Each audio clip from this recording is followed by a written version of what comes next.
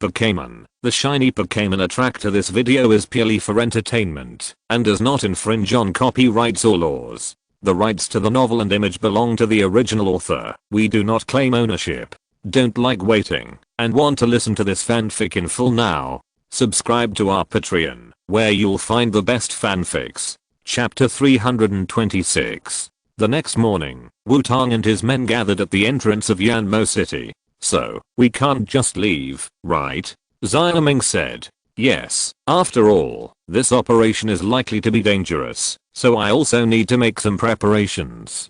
Wutong nodded seriously. So, what's the situation with this formula you gave us? Xiaoming asked, looking at the list in his hand. It doesn't look like the formula of the energy cube. Shinji looked at it and said, let me see. The tail tip of the steel snake, the wool of the fluffy sheep, the wing fragments of Heracross, the petals of the shuttlecock flower. What kind of strange formula is this? Xiaoming said puzzledly, after reading it once. It's the formula of the magic potion of Pokémon. This magic potion will help us in this operation. By the way, the tail tip of Steelix and the wing fragments of Heracross are no longer needed. I can just take them from my Pokémon. Wutong said. What about you? You should do something more troublesome if you ask us to find these things. Shinji said. I'm going to find a few more foreign aids. After all, I can't be sure what kind of combat power Team Rocket will send out. If we can't ask Adu for support, we can only rely on ourselves.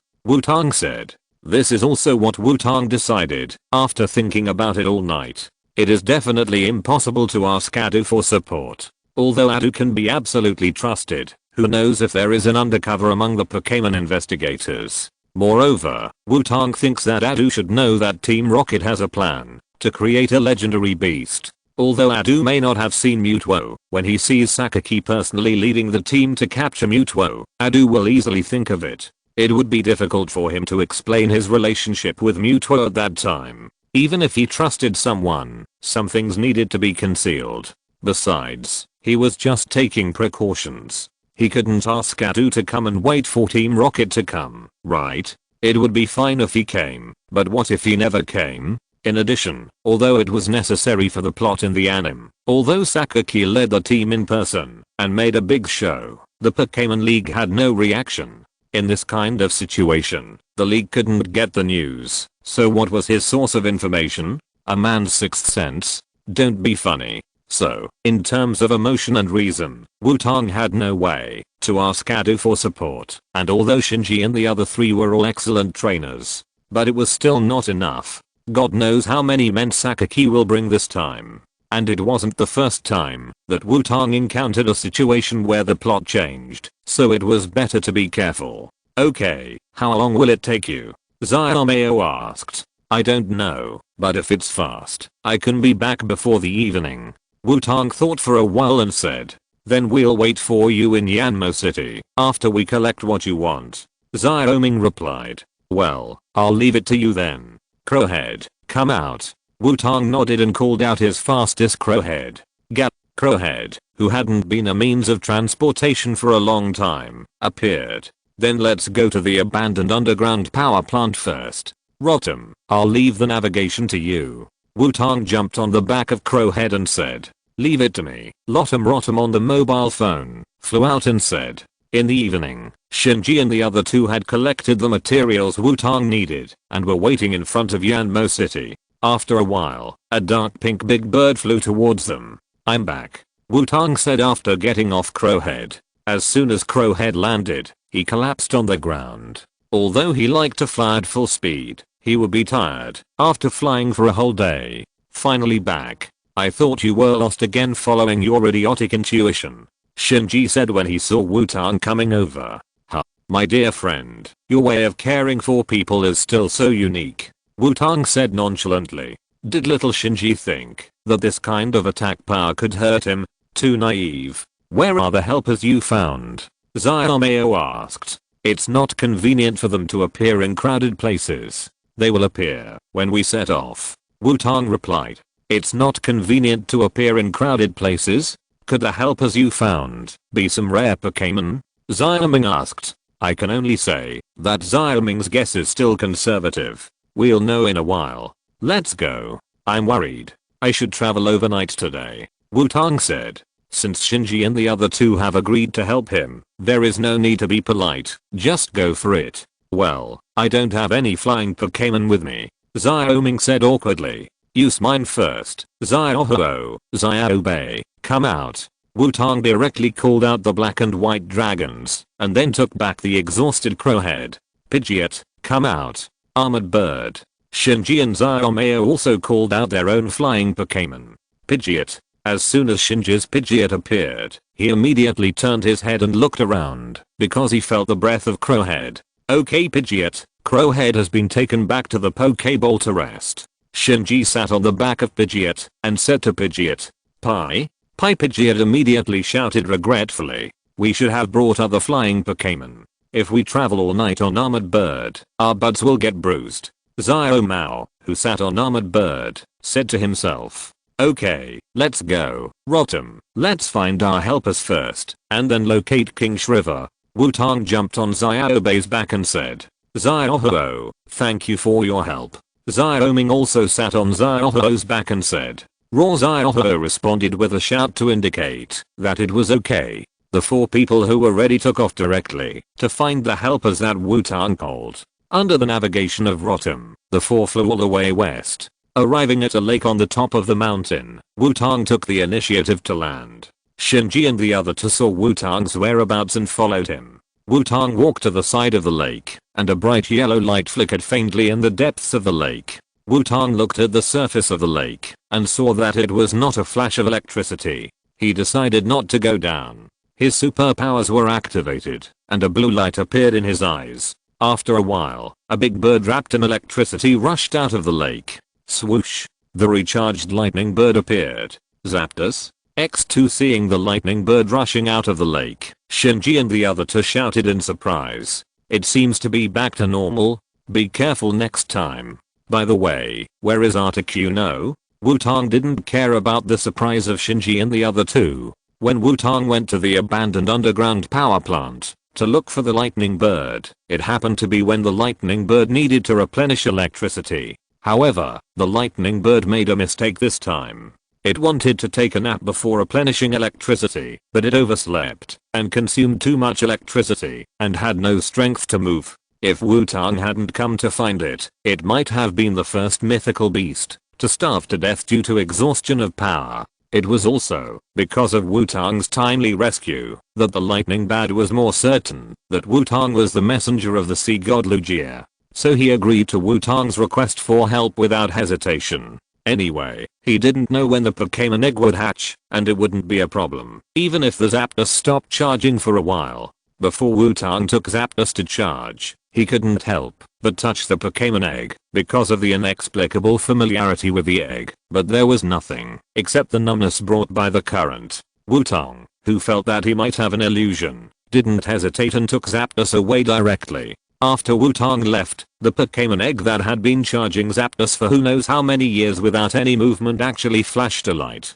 But it returned to calm immediately, as if nothing had happened. After throwing Zapdos into the lake to let it replenish its own power, Wutong rushed all the way to Yuansu City, but unfortunately the Phoenix King Guard was not there. So Wutong could only take out the rainbow feather, stimulate it with his superpowers, and then leave a letter on the top of the scorched tower. As for whether the Phoenix King Guard could understand it, it all depended on fate. After that, Wutong went to the snow mountain to find Articuno. After explaining his purpose, Articuno, who had already regarded Wutong as his best friend, agreed directly. Then he followed Wutong all the way back to Yanmo City, but it was not easy for Articuno to appear in front of people openly. So Wutong took it to the lake to wait for a while. Swish! After Wutong asked, Articuno flew back. It had nothing to do, and went to help Pokémon and humans nearby. Articuno, X3 Shinji and the other two made the second shocked sound today.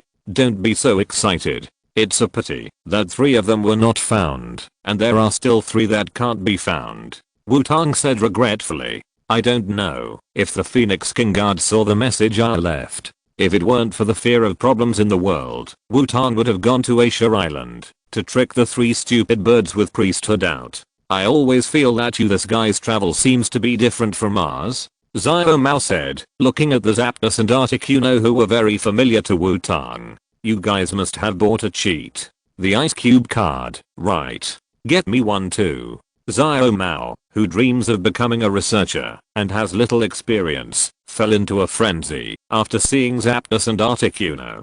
Hey, calm down. Be careful of being banned if you talk nonsense, and you may not be able to appear in more than 100 chapters. Shinji said. You too, don't break the dimensional wall casually, it's very troublesome to repair it. Wutong complained. Wait a minute. What are you three talking about? Question mark? I don't understand at all. Xiaoming said with an inexplicable feeling of being left behind. Then he saw Wutong, Shinji and Xiaomao looking at him with pity. Poor kid, he didn't even know what the dimensional wall was. Back to the story. After finding two helpers, Wutong and his four companions, Articuno and Zapdos flew towards King's River together. The King's River is located in the mountains northwest of the Johto region. One of the tops of a mountain with a very high altitude is where the King's River is located. And the source of King's River, Mingjing Lake, is the final destination of Wutong and his companions. However, although it sounds simple, just fly up, but King's Cliff is much more dangerous than imagined. The King's Cliff is steep and difficult for humans to climb, so the top of the cliff is in a natural state without human interference. It is also famous for its bad weather. A special warning was given in the local tourist guide.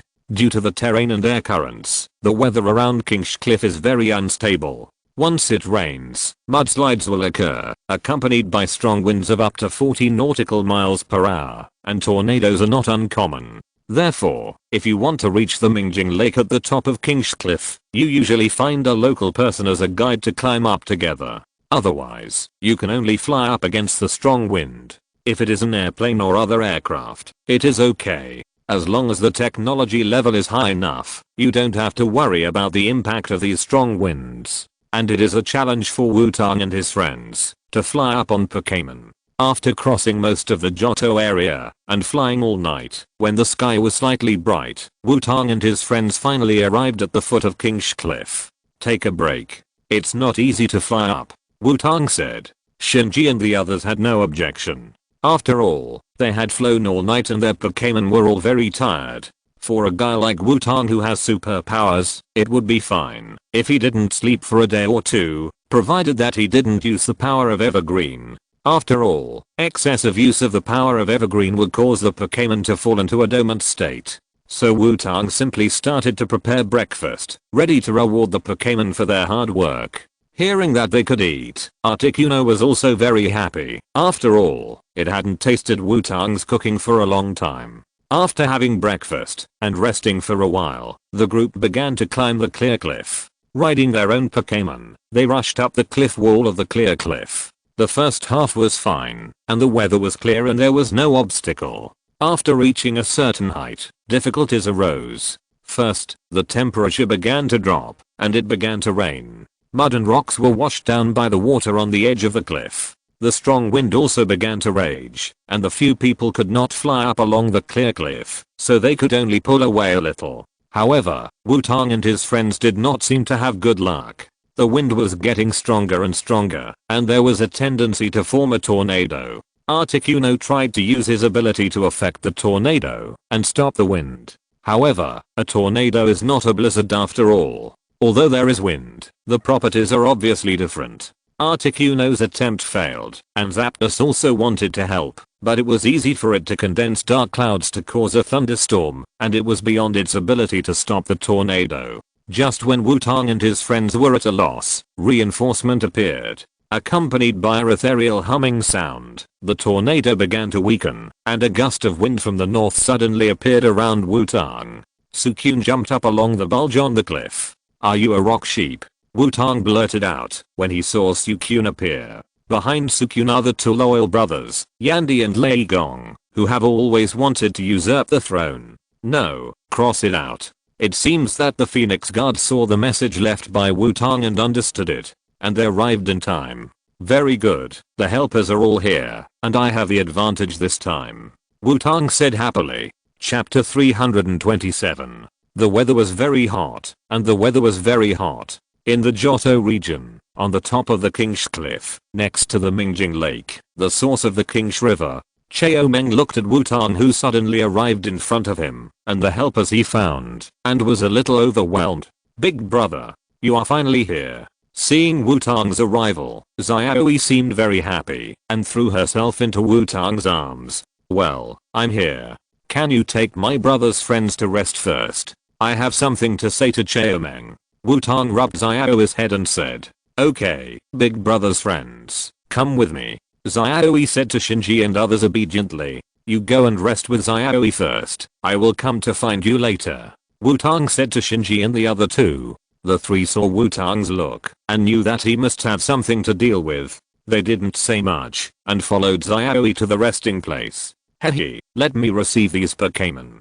Ghastly also felt something, and waved to Articuno, Zapdos and the three sacred beasts of the Phoenix Guard. After everyone left, Wutong walked calmly in front of Mewtwo. Mewtwo looked at Wutong, who was coming over, and didn't know what he was going to do. But for some reason, it didn't dare to look directly at Wutong at this time. Walking in front of Mewtwo, Wutong didn't hesitate and gave Mewtwo a slap with his greatest strength. Mewtwo, who was suddenly beaten, felt a little cold, and touched his forehead, and felt wronged like a child who had done something wrong.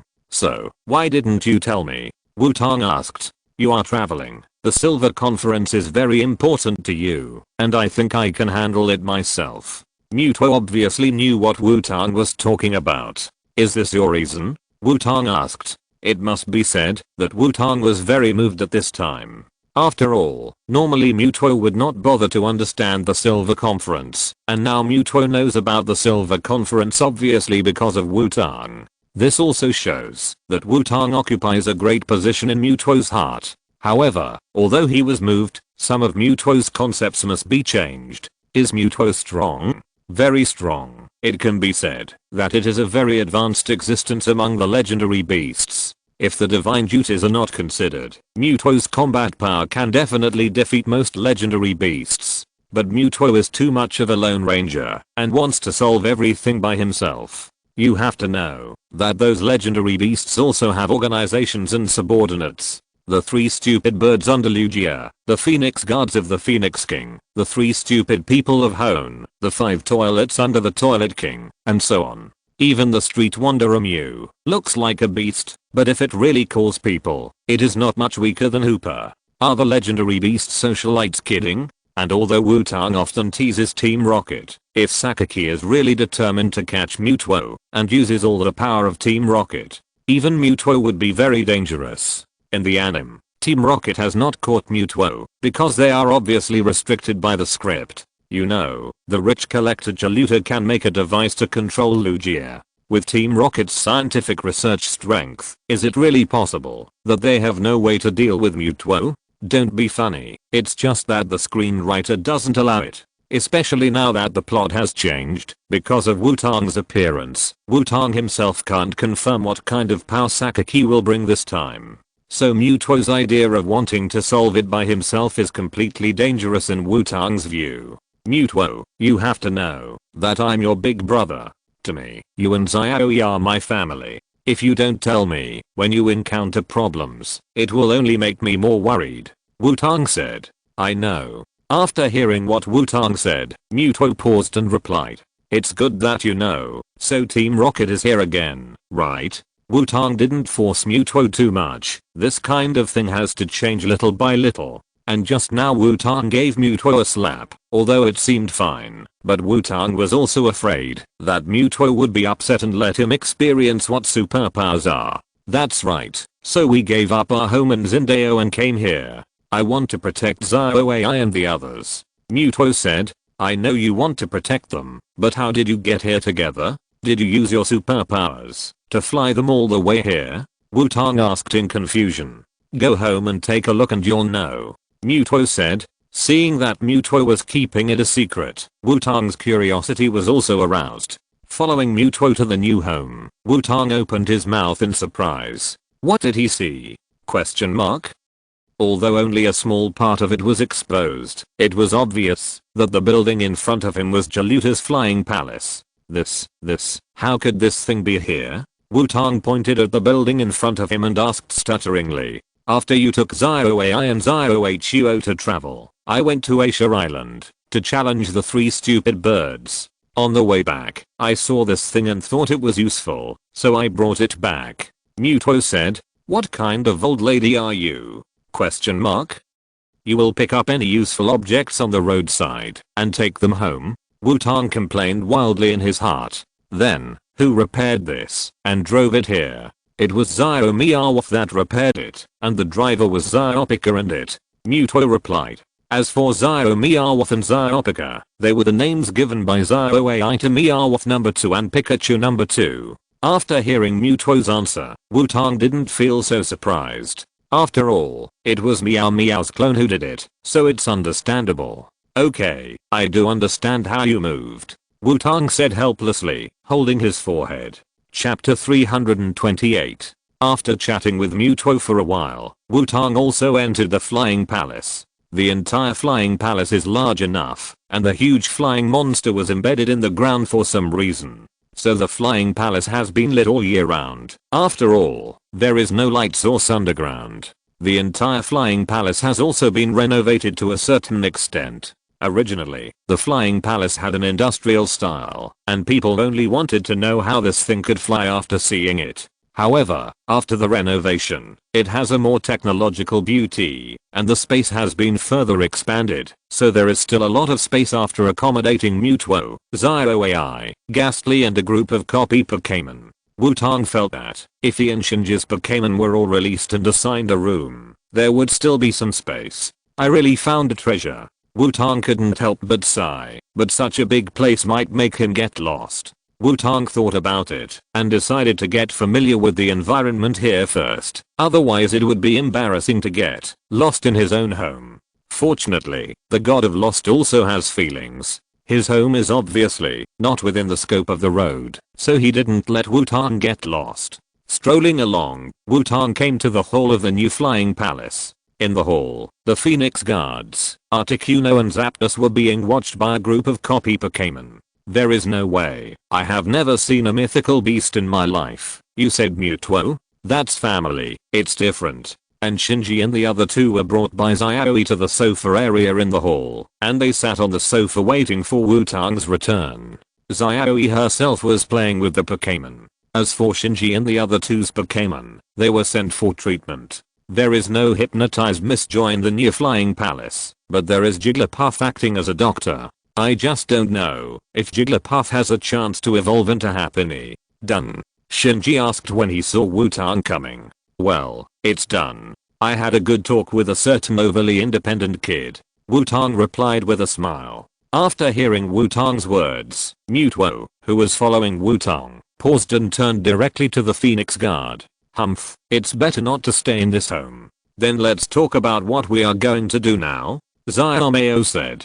Yes. Team Rocket should be difficult to deal with. Xiaoming also continued. It doesn't matter. We are not the main fighting force this time. The main fighting force is the few people over there. Our main job is to prevent accidents and coordinate work, Wutong said. Even if these mythical beasts are strong, they are likely to be defeated one by one if they fight on their own without proper command. So Wutong must minimize the risk. Unfortunately, the giant Dragonite is not known where it is now, otherwise it would be an excellent fighting force if it is called over. But the question now is when will Team Rocket arrive? What if they never come? Will they still participate in the Silver Conference? Shinji said rationally. This is a very realistic question. After all, the conference is very important to everyone present. Don't worry, if nothing unexpected happens, they will come in a week at the shortest and half a month at the longest, Wutong said. Xiaoxi and his party participated in this plot before the Silver Conference.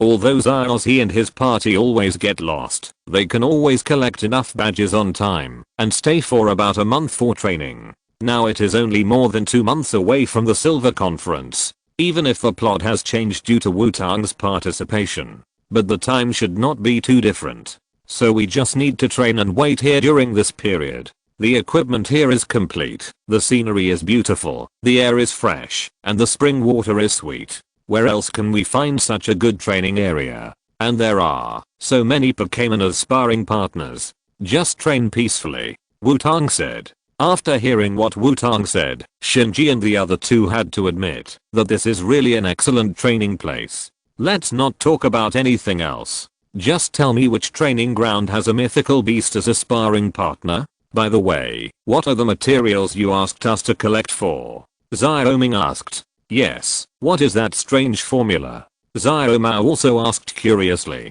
Shinji didn't say anything, but his eyes also showed a probing look. If you don't say it, I almost forgot. Everyone, come out, Wutong said and released his own Pokémon. Then Wutong took out a tool and scraped some feathers from Steelix's tail. He also got some wing fragments from Heracross. Both Steelix and Heracross are not ordinary Pokémon, and the effect may become even more powerful. Come on, Kangaibing, give me some feathers on the tip of the wings, Wutong said to Kangaibing. Hearing Wutong's request, Kangaibing instantly knew what his trainer was going to do, and the three little ones and Ditto couldn't help but shudder. Are they going to be beaten again? After collecting enough materials, Wutong called Xiaoyi. Xiaoyi, come, I'll take you to see something fun. Ditto, you come with me, Wutong said. Mao? Ditto screamed and jumped onto Wutong's shoulder. So is he going to use me to beat people this time? Not knowing what Wutong was going to do, Shinji and the other two could only follow Wutong. Find a few small connected rooms. Wutong began to prepare magic potions. Soon, several bottles of sealed magic potions were successfully made. As long as the bottle caps were opened and the spells were spoken, the magic potions would take effect. So what is this? Xiaoming asked, looking at the 4 bottles of potions in Wutong's hand. This is a potion that can enhance the tacit understanding between trainers and Pokémon, and its effect is very suitable for us to hide our identities, Wutong said. Hide identity? Xiaomao asked doubtfully. Yes, this is also to add insurance. You know, we have to hinder the actions of Team Rocket. What if we are remembered in our own way? Since I asked you to help, I have to be responsible for the potential hidden dangers in the future, Wutong said seriously. Wait a minute, you said hide identity? Shinji decisively grasped the key point, and to assist his memory, he suddenly began to attack Shinji. Don't worry, there is no need to disguise this time, Wutong said. However, Shinji did not feel relieved after hearing this, but became more alert. Based on his understanding of Wutong, Wutong's way of hiding his identity could only be more bizarre. Okay, each of you take a bottle of potion into the room, then release the Pokémon you think is suitable. Open the potion and chant the spell, Wutong said, and told the spell to several people. The spell is not difficult, so Shinji and the other two remembered it easily. Remember, you must only release one Pokémon, otherwise I can't guarantee what will happen, Wutong said with a serious face. Seeing Wutong's serious look, Shinji and the others nodded. In any case, the magic potion that can enhance the tacit understanding with Pokémon is worth trying. Wutong, who tried it before, said it was great. After everything was arranged, Wutong and the other 4 chose a room each. Xiaoyi, watch the big brother show you a big trick. Wutong closed the door after saying that. Well, I will look forward to it, Xiaoyi said. After a while, the sound of chanting a spell came from the 4 rooms at the same time. A few seconds after the spell ended, 3 shouts pierced through the roof and resounded through the sky. The next second, all 4 doors were opened. 3 gloomy Pokémon and a Ditto walked out of the room. Hey, it seems that everyone remembered the spell correctly. Ditto looked at the 3 Pokémon who had the same guess as him and said, "Asshole, explain to me what's going on." X3 the 3 gloomy Pokémon roared. Chapter 329. The 2 of them were in a state of panic, and the 2 of them were in a state of panic. Somewhere in the new flying palace, a Ditto was surrounded by 3 Pokémon, and it looked like they would start a fight if they disagreed. I know you are anxious, but don't worry. This matter is not what you think. Look, I have changed myself not long ago. Do you know that I'm not deliberately pitting you? Baby Antong said as his body moved left and right. Wutong was a little uncomfortable with the feeling of becoming a slime for the first time. After all, it was the first time that he could control his body to change at will without limbs. It's because I know that you have changed too. Shujai and Mayo looked at Baby Antong and said, The two gun barrels move down, ready to fire at any time. If you don't explain it well, Chuan Shenming said, showing his claws, then you have to consider how many petals you want to become. Tu Taisi said with a gloomy face. You guys, are you threatening me?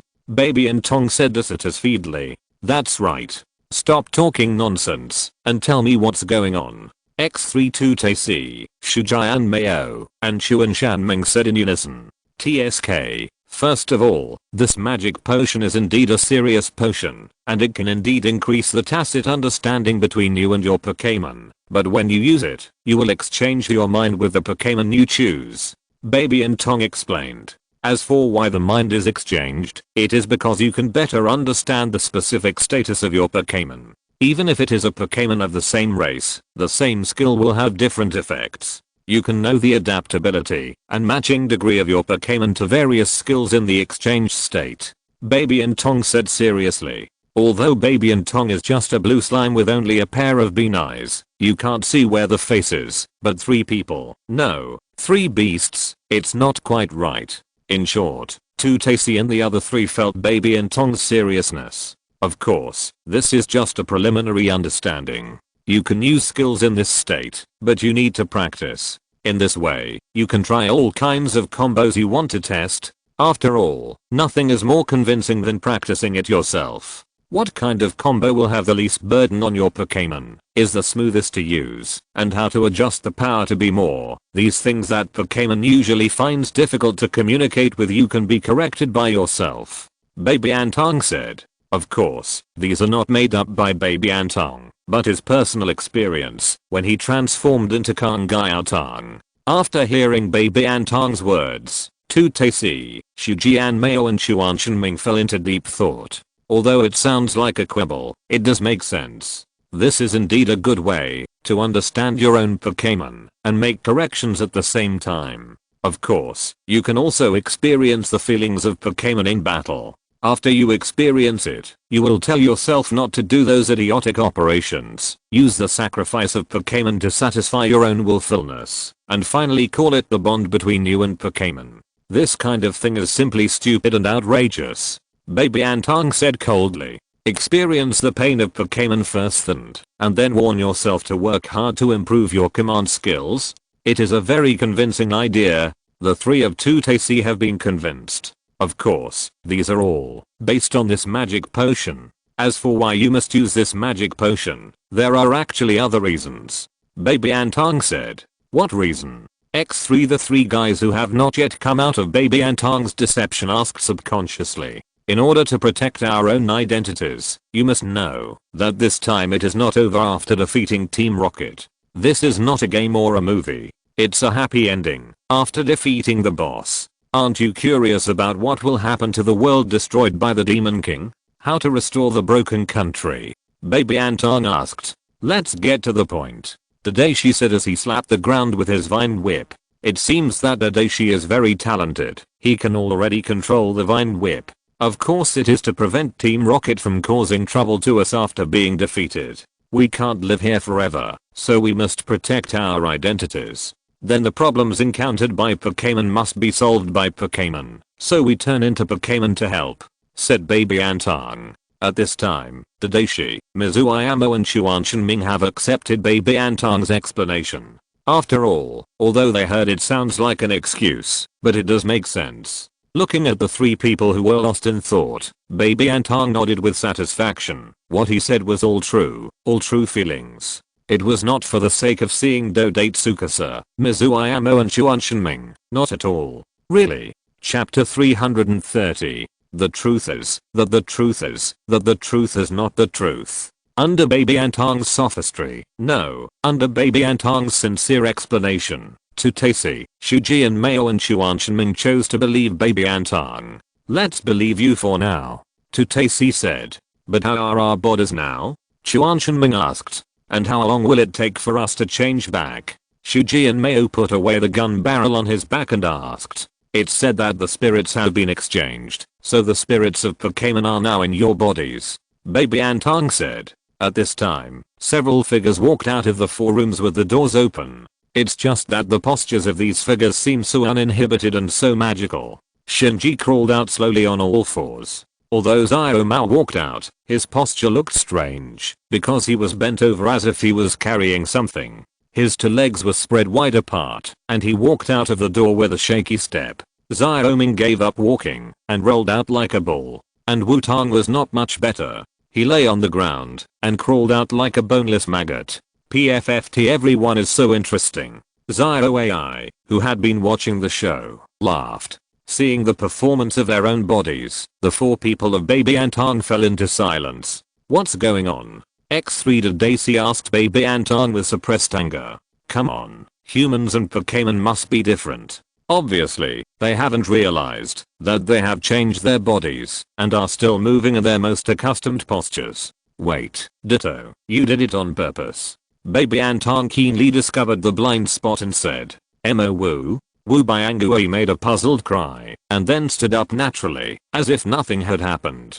Zentei Turtle, Myaro Turtle and Mention King also found something wrong at this time. It seems that their bodies are not their own. After a familiar moment, they all stood up. At least they looked like human beings. Look, isn't it okay? As for when I can change back, it will probably be about a day, because the materials used this time are better, and the duration should be longer than when I used it before.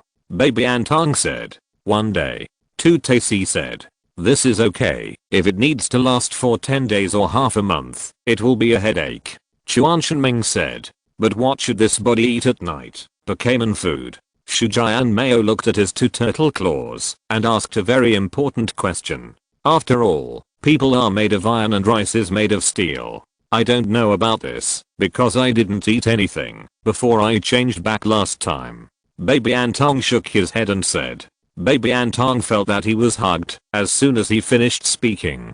Big brother has become so cute, Xiaoai said happily while holding Baby Antong. Xiaoai, I will be shy if you look like this. Baby Antong said helplessly. This is in front of several of his bad friends. Being picked up like this will not only damage his image, but will also be talked about for the rest of his life. But Big Brother is really cute.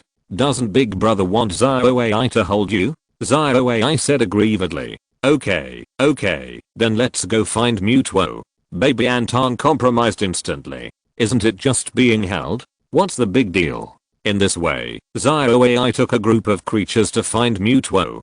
Dodate Tsukasa, Mizutani Shigeru and Chuan Shenming have already accepted their fate. Anyway, they will not go back for the time being, so they should make good use of this opportunity. Back in the hall of the new flying palace, Mewtwo felt something was wrong at the first moment and instantly appeared in front of Xiaoai. Looking at the blue slime in Xiaoai's arms, he asked uncertainly, Wutong? Yes, you are worthy of being little Mewtwo. It's me, the big brother. By now, Ditto's body has become accustomed to it.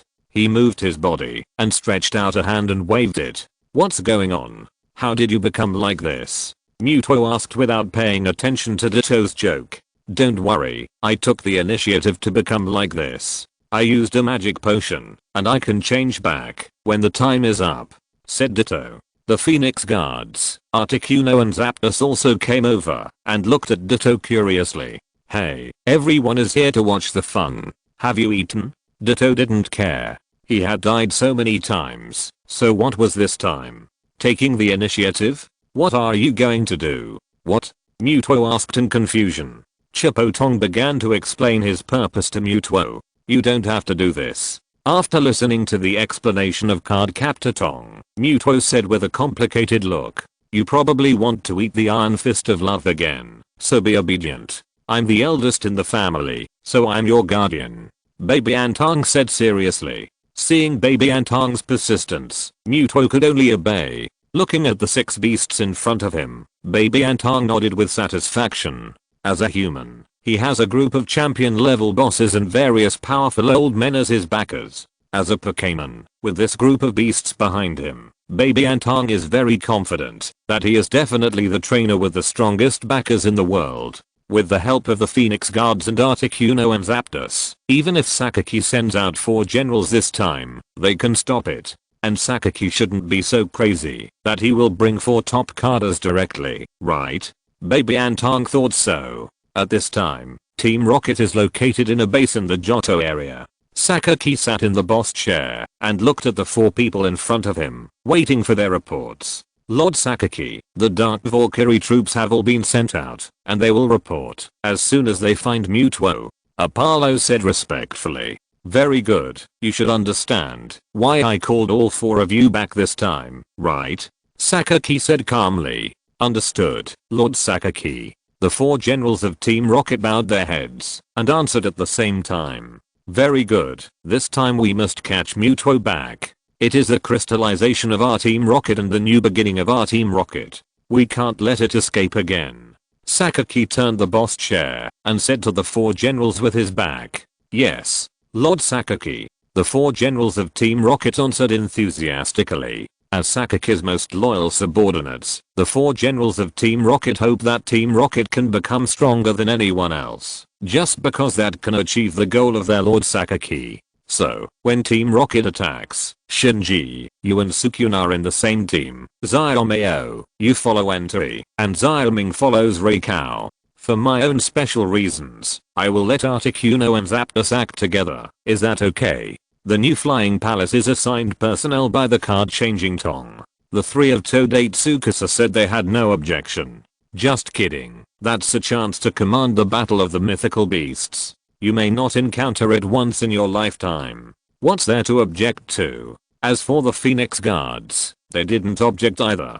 Since they had promised Wutong to help him, they would not disagree with Wutong on such a small matter. What about me? Muto asked. You are our trump card. When the time comes, you will mainly attack the position where Sakaki is. If possible, just completely erase that guy's memory of you. In that case, we can solve the problem once and for all. Card-changing Tong said. Although Muto did this in the movie, Wutong couldn't guarantee that his appearance would change Muto's mind, so he simply explained it in advance. I know, I will make Sakaki forget everything.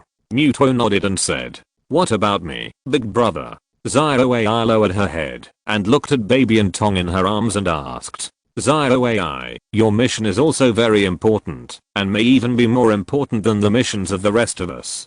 Baby and Tong said. What is it? I will definitely complete it. Xiaoai said seriously.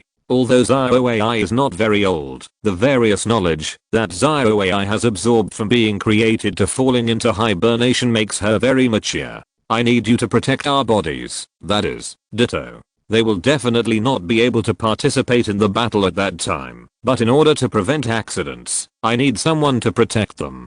Baby and Tong said. This operation must be foolproof. I know. Xiaoai nodded and replied.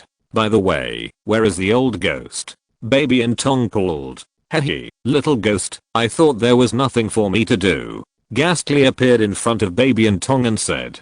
When the time comes, please protect our bodies with Xiaoai. Baby and Tong said. Hey, don't worry, I will protect them. Ghastly said.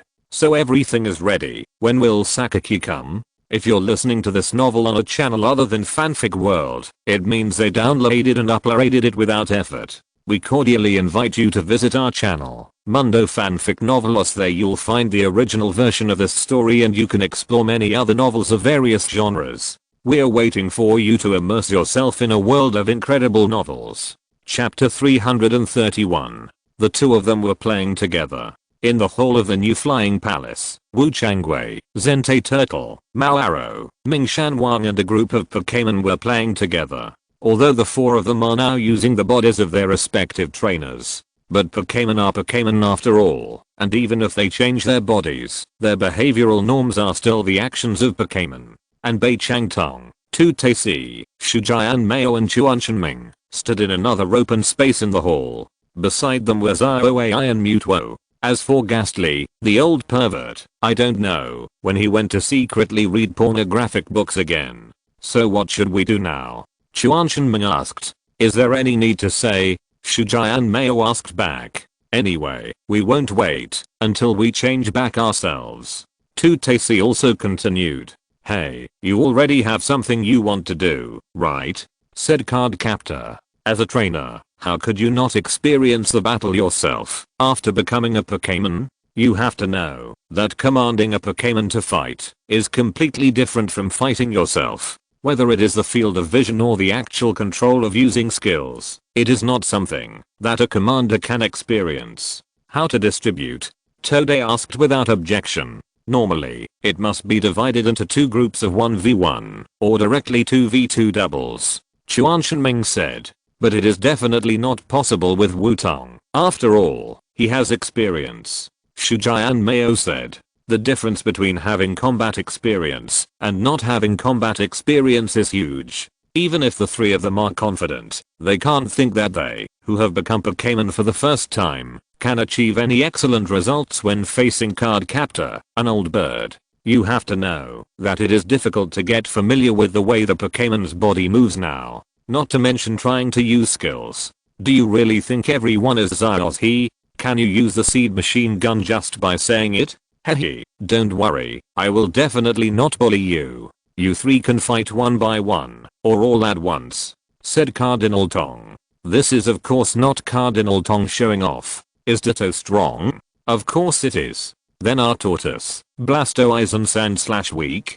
Definitely not weak. They are all the trump cards of their respective trainers. But what if the trainer and Pokémon are exchanged? Normally, Wutong would not let Ditto fight 3 alone, unless his brain is filled with water, but now he is not Wutong, he is Cardinal Tong.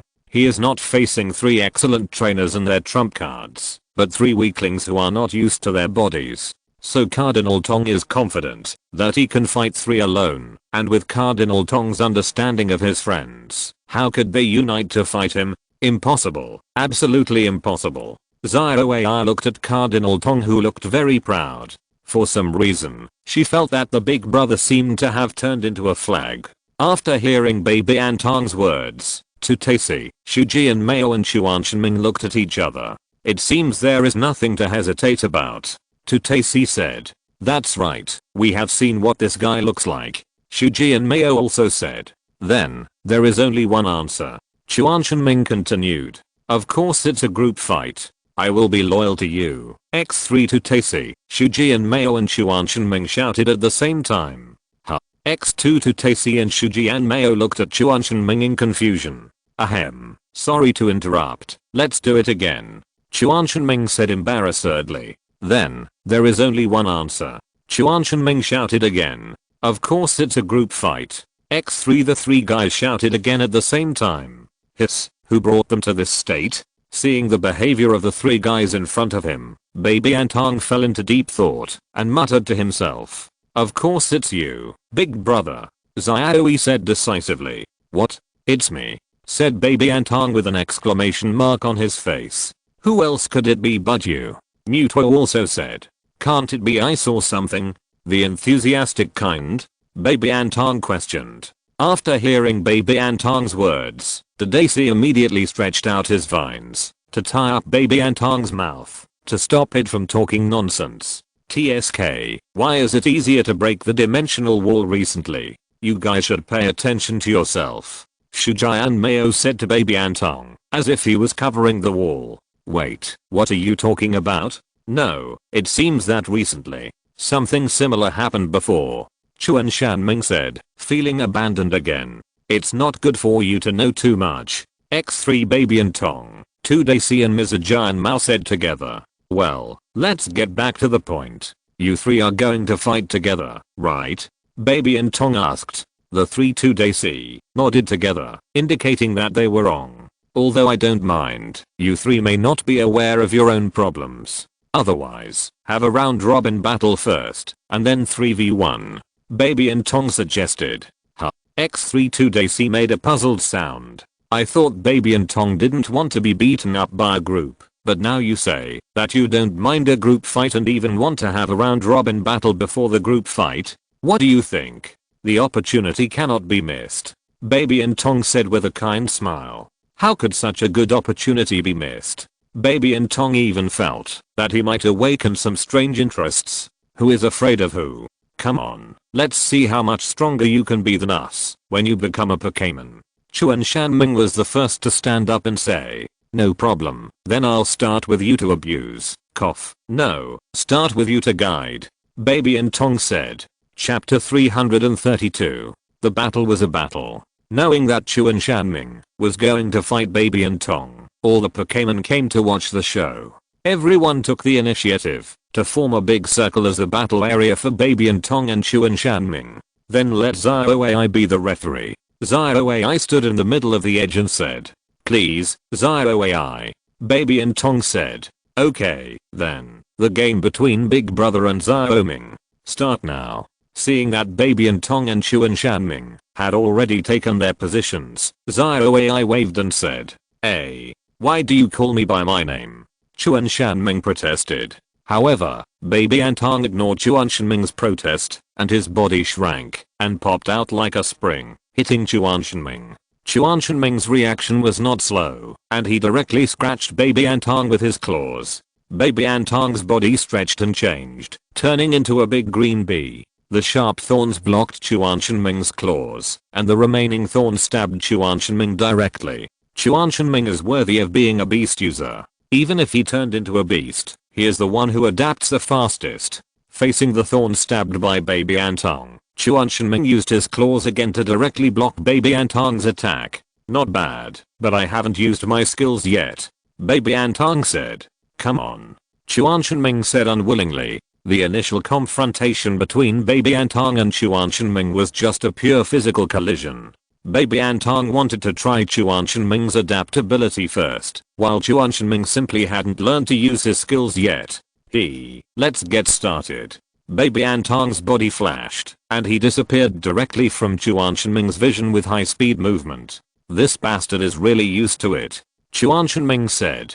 He didn't look for Baby and Tong's figure. As a Pokémon fighting, the vision he can see is completely different from that of a trainer. There are blind spots everywhere, and he has no idea where the opponent will attack from. Chuan Shanming feels more and more the importance of being a trainer. So how should he deal with it, now that there is no trainer? Chuan Shanming immediately got the answer, and his body curled up, and Chuan Shanming shrank into a ball. Then the spikes on his body stood up, and after shrinking into a ball, Chuan Shanming felt a strange impulse. There seemed to be some energy in his body that wanted to move, and Chuan Shanming tried to induce that energy. The next second, Chuan Shanming felt that his body seemed to become harder. "Oh, did it become round?" Baby and Tong said as he looked at Chuan Shanming, who had turned into a thorn ball. "HMPH, it seems I'm a genius too," Chuan Shanming said as he rolled over and crashed into the direction where Baby and Tong made the sound. "That's really amazing," Baby and Tong said perfunctorily, and directly avoided Chuan Shanming's impact. What else can be done to deal with this kind of Pokémon that likes to roll around, except destroying the venue? Of course, let it hit the stone and hurt itself.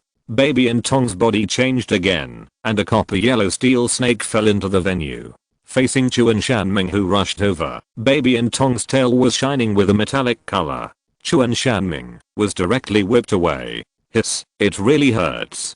Chuan Shanming, who was whipped away, couldn't maintain his spherical shape and said, "This is the feeling when our Pokémon fight. How about it? It's an experience that we have never had before." Baby and Tong said, "It's really an experience that I have never had before. This is simply telling me that my command ability is still far behind," Chuan Shanming said. After hearing what Chuan Shanming said, Baby and Tong seemed very happy. That's right. Birds of a feather flock together. This is what an excellent trainer should think after experiencing the battle personally. Then continue, but you have to hold on, Baby and Tong said. "Come on, I know how to use the skills," Chuan Shanming said. The pain did not make him retreat. "Then let's try it." Baby and Tong's body changed again. This time the transformation was an iron warrior. Holding the double-headed sword in his hand, Baby and Tong rushed directly towards Chuan Shanming. I remember this feeling. Chuan Shanming's claws were covered with white light, and he attacked Baby and Tong directly. Baby and Tong's double-headed sword was covered with cold air. Frozen Fist, enchanted mode.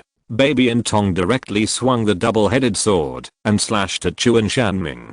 Chuan Shanming used the tearing claw to parry, but Chuan Shanming had not learned how to fight after all, and he could barely block it at the beginning. Block, but immediately began to be unable to keep up with the rhythm of Baby and Tong's attack.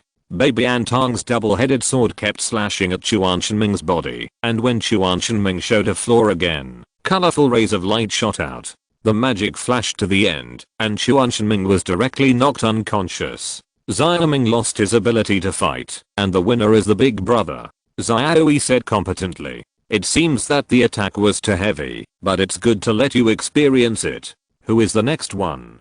Baby Antong turned back to the harmless blue slime and said to Tatashi and Shuji and Mayo. Tatashi and Shuji and Mayo looked at each other, then one stretched out a vine and the other stretched out a claw. I won, you go first. Tatashi said as he looked at his vines rolled into a ball and the opponent's claws that stretched out 2 fingers. You can actually use rocks like this?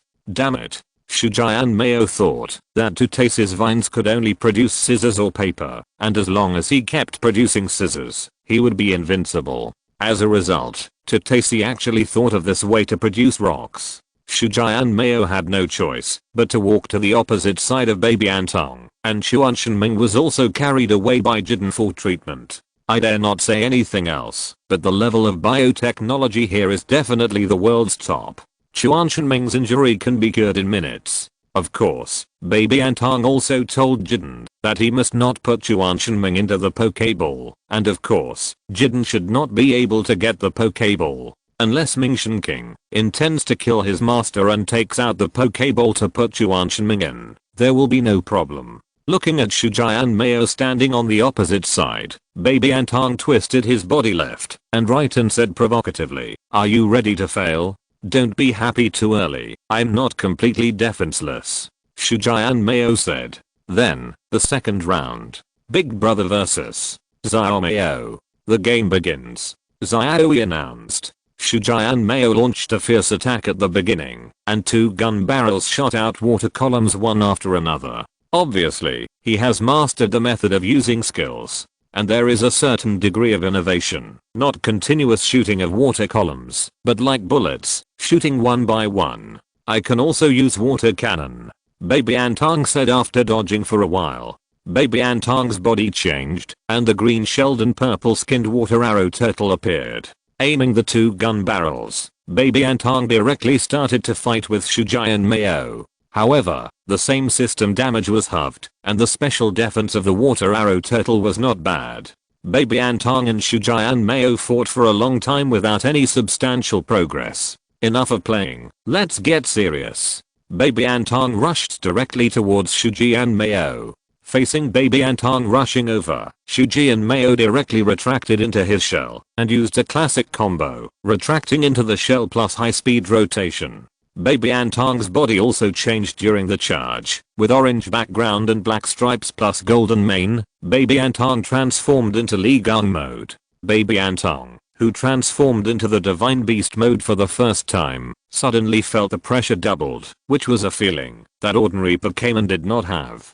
Feeling that his physical strength was being greatly consumed, Baby Antong's speed increased again. He jumped high and pounced on Shuji and Mayo who were spinning at high speed. Although Shuji and Mayo could use skills, he was not proficient enough after all, and was thrown to the ground directly. Baby Antong did not stop, and dazzling electric light appeared on his body. Discharge. Shuji and Mayo immediately experienced what electrotherapy was. Xiaomayo has lost his ability to fight. The winner is the big brother. Xiaoyi announced immediately when he saw Shuji and Mayo lose his ability to fight. Baby Antong also changed back immediately. No, it turned out that the Divine Beast mode could not be used casually. Chapter 333. The 2 of them were in a mess, but the 2 of them were in a mess. Seeing that Mizuyama was also dragged away by Jalidin, Tadashi knew that he could not escape either. With heavy steps, Tadashi came to the opposite side of Baby Antong. Hey, my best friend, are you ready to be beaten? Ahem. No, are you ready to experience the battle yourself? Baby Antong said to Tadashi. Don't talk nonsense, come on. Tadashi said. Big Brother vs. Shinji. The game begins. Xiaoyi saw that the pre-match trash talk session was over and waved her hand and said. Baby Antong still continued the previous style and rushed directly to Shinji. During the charge, Baby Antong transformed into the duck-billed flame beast mode. Two barrel arms stretched out and sprayed two pillars of fire. The rotating column of fire shot directly at Tutaisi. Tutaisi looked cold, and the leaves around him spun out like a hurricane, and the leaf storm swept out. The double jet flames of Baby Anton collided with the leaf storm. The leaf storm was instantly ignited, and the leaf tornado turned into a flame tornado. The flames spread toward Tutaisi along the leaf storm. Tutaisi stopped the leaf storm immediately, and sparks splashed on Tutaisi's face. Feeling the burning pain on his face, Tutaisi's face became even gloomier. "You are worthy of being my best friend, but it's not over yet," Baby Anton said and rushed directly to Tutaisi. While charging, his body rolled forward, and the flames instantly surged all over his body. Baby Anton turned into a flame wheel and rolled towards Tutaisi. Tutaisi looked at Baby Anton rushing over with the flame wheel and had no intention of dodging. The emerald green light enveloped the whole body, forming the shape of a hammer. Tutaisi directly hit Baby Anton head on. Flame wheel versus mallet. A loud collision sounded, and both sides retreated. On one side was an attribute restraint attack, and on the other side was a powerful life-threatening charge. Baby Anton and Tutaisi were evenly matched for a while. Tutaisi seemed to be ignited by the fire of victory, and he forcibly stabilized his body, and two vines were directly inserted into the ground. The floor of the new flying palace was directly opened and destroyed, and the dark green thick rhizome rushed up to Baby Anton. Baby Anton was directly wrapped and entangled by Tutaisi's crazy plant, and the crazy plant wrapped around Baby Anton shrank inward and wanted to defeat Baby Anton in one breath. Tutaisi had a cold expression and sharp eyes. After using up the last bit of strength, the crazy plant finally stopped, and the dark green thick rhizome collapsed without the blessing of Tutaisi's power. However, there was no scene in the video where Tadashi imagined that Baby Anton would lose his ability to fight. A pink-skinned, muscular Pokémon folded his arms in front of him, and the fragments of the emerald green energy shield fell down around him. "Sorry, Shinji, it was a little short," Baby Anton said seriously. When he found that he couldn't dodge in a hurry, Baby Anton directly transformed into Swampert mode, and then used the guard to protect himself at the first time. Baby Anton successfully supported Tadashi's attack. At this time, Tadashi was hit by the side effects of the crazy plant, and his whole body was stiff and painful and completely unable to move. Then, it's my turn to fight back. Baby Anton's arms were covered by water, and then cold air lingered on them. The ice crystal armor appeared, and Baby Anton rushed directly to Tadashi, beating back and forth with his arms. Tadashi wanted to resist, but had no way, until he lost consciousness. In the last second before losing consciousness, Tadashi rarely thought about where he made a mistake and how to fight back. Instead, he thought, is this what it feels like when his Pokémon fails? Is it so unwilling to accept this? Watching Tadashi lose consciousness, Baby Anton also turned back into a blue slime. "My dear friend, you should change after this time, right?" Baby Anton said to himself as he watched Tadashi being dragged away by Jigglypuff. "Shinji has lost his ability to fight. The winner is the big brother," Xiaozhi announced happily. P.S. This battle was prepared for Shinji in a sense, just to allow him to have a transformation. Of course, it won't be a big one. At most he will change from a cold-blooded inarticulate tsundere to a strict and serious little tsundere who occasionally praises his Pokémon. After all, the poisonous Shinji is better. Useless Things. JPG. Chapter 334. The battle was over, and the battle was over. After winning 3 games in a row, the Celestial Tong collapsed on the spot, with a perfunctory face floating on top. It looked like a small puddle with a face. "Big brother, aren't you going to get treatment?" Xiaozhi squatted in front of the Celestial Tong and asked. "Let me rest for a while." Although it's not difficult to beat the 3 of them, it's too much of a burden on the brain and body to transform back and forth with the body of Ditto, the Celestial Tong said lazily. Seeing the lazy appearance of the Celestial Tong, Mewtwo used his superpowers and teleported with the Celestial Tong to the treatment room. The Celestial Tong was unmoved by Mewtwo's actions and completely entered the slacking mode, lying there lazily. Mewtwo shook his head helplessly and used his superpowers to send Card Captor to the empty treatment device. Among the other 3 treatment devices, Dodate Tsukasa, Mizuwa Mamo and Chuanshinming looked at Cardcaptor, who was thrown in like garbage and was somewhat speechless. Those who didn't know would think that Cardcaptor was the victim. The 3 of them who were knocked unconscious woke up and entered the treatment device by themselves. So why did this guy who was fine act like a big shot? After Mewtwo sent Cardcaptor to the treatment device, he began to adjust the machine to treat Mewtwo. Seeing Mewtwo's actions, Dodate Tsukasa, Mizuwa Mamo and Chuanshinming understood instantly. No wonder Cardcaptor was so lazy. Your uncle spoils its father. X3 feeling the gazes of his 3 friends, Cardcaptor became plump again. After all, his injuries were much lighter than the other 3. So the recovered Cardcaptor directly performed what is called a plump departure. After rolling out of the treatment device, Cardcaptor looked at the 3 guys who were still receiving treatment. TSK, 3 weaklings. Baby Antong said with full sarcasm. After hearing Baby Antong's words, Tadashi, Mizuayamo and Chuanshinming instantly became furious, and they wanted to rush out and give Baby Antong a love education. As a trainer, it is a taboo to have an unstable mentality. I just provoked you 3 casually, and you can't stand it? This won't work. Baby Antong said as he looked at his 3 friends who were beginning to burn with anger. Mewtwo sighed on the side, and Wutong seemed to be sick again. Tadashi, Mizuayamo and Chuanshinming calmed down after hearing Baby Antong's words, but the fighting spirit in their eyes became even higher. Even if they really couldn't beat Baby Antong, they would never let this bastard have it easy. Soon, Tadashi and the other 3 people also completed the treatment, and the treatment equipment came in.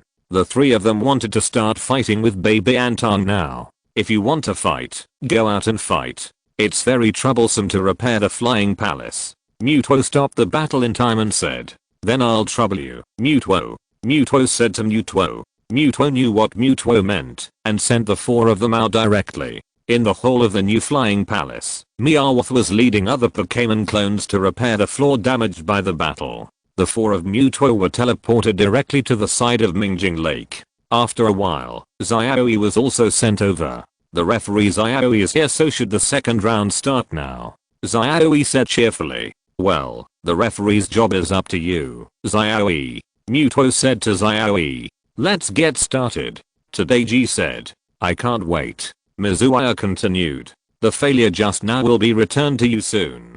Chuanshinming also said. Are you ready to be beaten? X3 Tadashi 3 people said at the same time. Are you united against the same enemy? Come on, I won't let you go. Mewtwo said nonchalantly. PS. I have been working overtime these days and have no time to write, so the number of words will be very small. I will make up for it after I'm done with this busy period. Chapter 335. The 2 of them were fighting, and the 2 of them were fighting. Then, Big Brother, fight against the trio. Let's start the game. Xiaoxi said with her preference clearly visible at this time. Tadashi and the other 3 were only thinking about pressing Baby Antong to the ground and pounding him, and they didn't care about Xiaoxi's name for them at all. When Xiaoxi announced the start of the battle, Tadashi, Shujian Meo and Chuanshinming immediately started to act. After the one-on-one just now, the 3 of them have been able to use their skills proficiently. Tadashi shook his body, and several emerald green seeds shot around Baby Antong. Chuanshinming used both claws to activate the biological instinct of his body, and drilled into the ground. Shujian Meo turned around, and used his short blue tail to shake left and right to attract Baby Antong's attention. TSK, are you showing off your tacit understanding that you don't usually have at this time? Baby Antong said, feeling the vibration coming from under him, and without any hesitation, Baby Antong jumped directly into the air. His body changed, and Baby Antong turned on the crowhead mode and soared into the sky. At the position where Baby Antong was just now, Chuanshinming broke out of the ground, but unfortunately Baby Antong had left first, and Chuanshinming's attack missed. Baby Antong also felt that his physical state seemed to have changed at this time. Was it because of the change caused by Shujian Meo's shaking tail? Baby Antong did not hesitate, flapped his wings, and black mist appeared out of thin air to wrap himself, and his original ability to descend was restored. Seeing baby Antong wrapped in black mist, the three on the ground also reacted immediately. The leaves of the big tree behind Tutaisi fell, and they rotated and shot into the black mist. The transparent blue-white energy beam between the two barrels of Shujai and Mayo shot out and rushed straight into the black fog. The sharp rocks near Chuan Shanming's body emerged and shot in the direction of baby Antong. Attacks were launched from 3 directions. Baby Antong also felt something was wrong in the black fog and continued to fly high. Baby Antong's body was entangled by the airflow, and the speed increased again, directly shaking off the attacks of Tutaisi and the other 3. You 3 little weaklings, you want to hit me with this kind of attack? There is no angle change, no hiding, the speed of use is not fast, and the coordination is not good. Do you really want to be beaten by me alone? Baby Antong used a loud roar after dodging the attack. Hearing the noisy voice of baby Antong, Tutaisi, Shujai Mayo and Chuan Shanming felt very unhappy. This harsh sound made them feel mentally hurt. P.S. Roaring loudly does damage, although the power is only 55. At the same time, the 3 of them also felt some changes in their bodies, because the effect of roaring loudly reduced their special attacks. After using roaring loudly, baby Antong did not stay in place as a target, but began to hover in the air, and the wings rolled up a hurricane to blow towards Tadashi and others. Facing baby Antong's harassment, Tadashi and others were unhappy, but they had no good way for the time being. They could only use long-range skills to chase baby Antong and consume his physical strength. Baby Antong also knew that this was not a long-term solution, and he would definitely lose in the end, so baby Antong's body changed again. From a dark pink and purple crowhead to a light blue and white Articuno with feathers. Baby Antong decided to fight quickly and directly turned on Articuno mode. It's a bit troublesome. I have to find a way to shoot it down. Today she said. We can't fly, so we have to get closer if we want to shoot it down. Shujai and Mayo also said. Is there any way for us to get closer? Chuan Shanming also returned to the vicinity of Tutaisi and Shujai and Mayo and said. White mist floated around baby Antong in the sky, and with the blessing of the white mist, baby Antong's ability would not be reduced temporarily. After giving himself an immunity buff, baby Antong began to attack. With the flapping of his wings, the blizzard rolled towards the ground. I'll do it. Shujai and Mayo stepped forward, and the wind and snow blew out of the barrel. Blizzard against blizzard. At this height, Xiaoming, get ready. Tutaisi looked at baby Antong, who was temporarily deadlocked with Shujai and Mayo, and suddenly said, I understand. Although Chuan Shanming didn't know what Tutaisi was going to do, he was still prepared.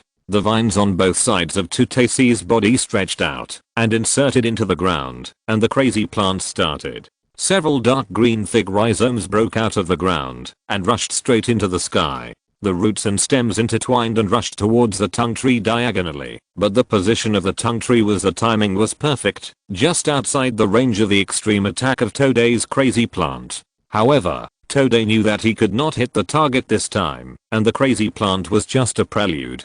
Chuan Shanming activated his trainer's consciousness and rushed into the sky directly along Today's crazy plant without any hesitation. The function of Today's crazy plant is to build a bridge to approach Megumi. Chuan Shanming rushed quickly, and white light appeared on his claws. Megumi also discovered their purpose, but he could not move at will when he was in a stalemate with Mizuayamo. Seeing Chuan Shanming getting closer and closer, Megumi had no choice but to take a gamble. Energy flowed in his body. Miguna's speed increased significantly, and at the same time a transparent energy wall appeared in front of Megumi. The next second Megumi stopped the blizzard and left the place. Shujai and Mayo's blizzard hit the light wall without any obstruction. After being blocked by the light wall for a while, it broke through the light wall and continued to roll back. Unfortunately, baby Antong had already left the spot.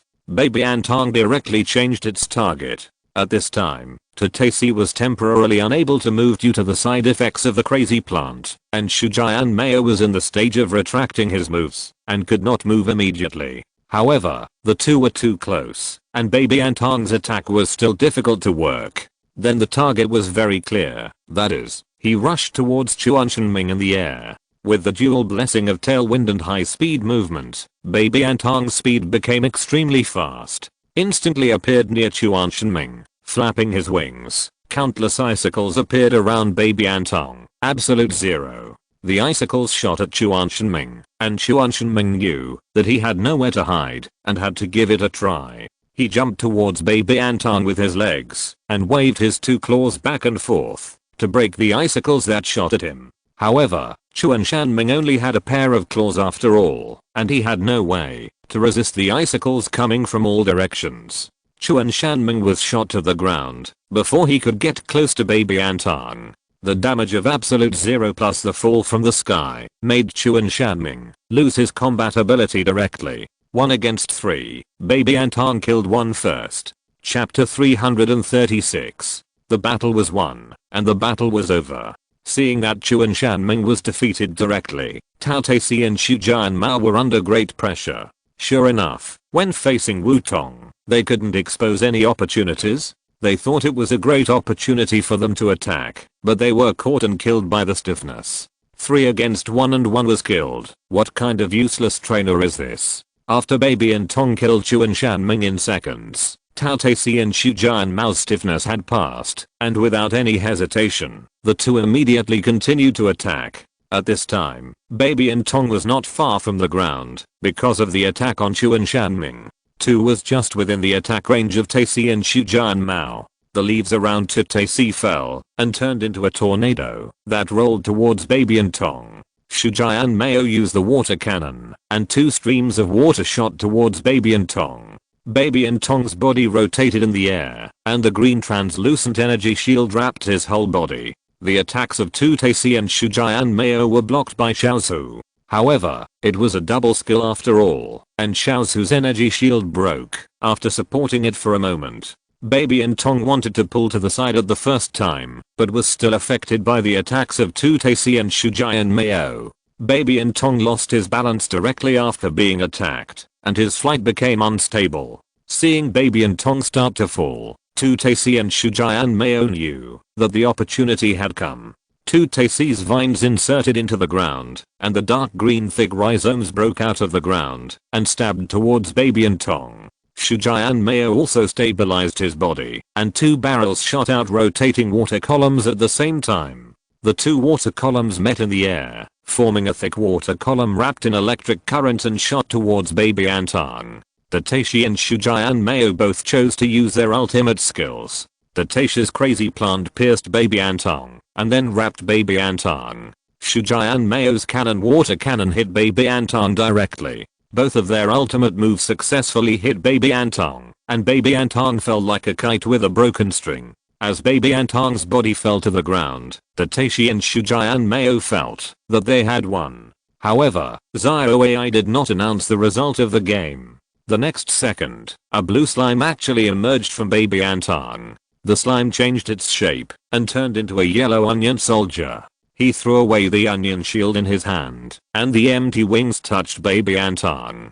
Baby Antong changed and turned into a water blue longsword. Although he didn't know how to use 3 swords, he could still try the 2-sword style. The real baby Antong, the Kangabing, tightly grasped the 2 sharp blades and rushed towards the 2 guys who were in a state of stiffness with a burst of white light. The 2 sharp blades chopped at Taisi and Xu Jianmao. After arriving at Taisi and Xu Jianmao, the black mist wrapped around the 2 sharp blades. The wild dance started.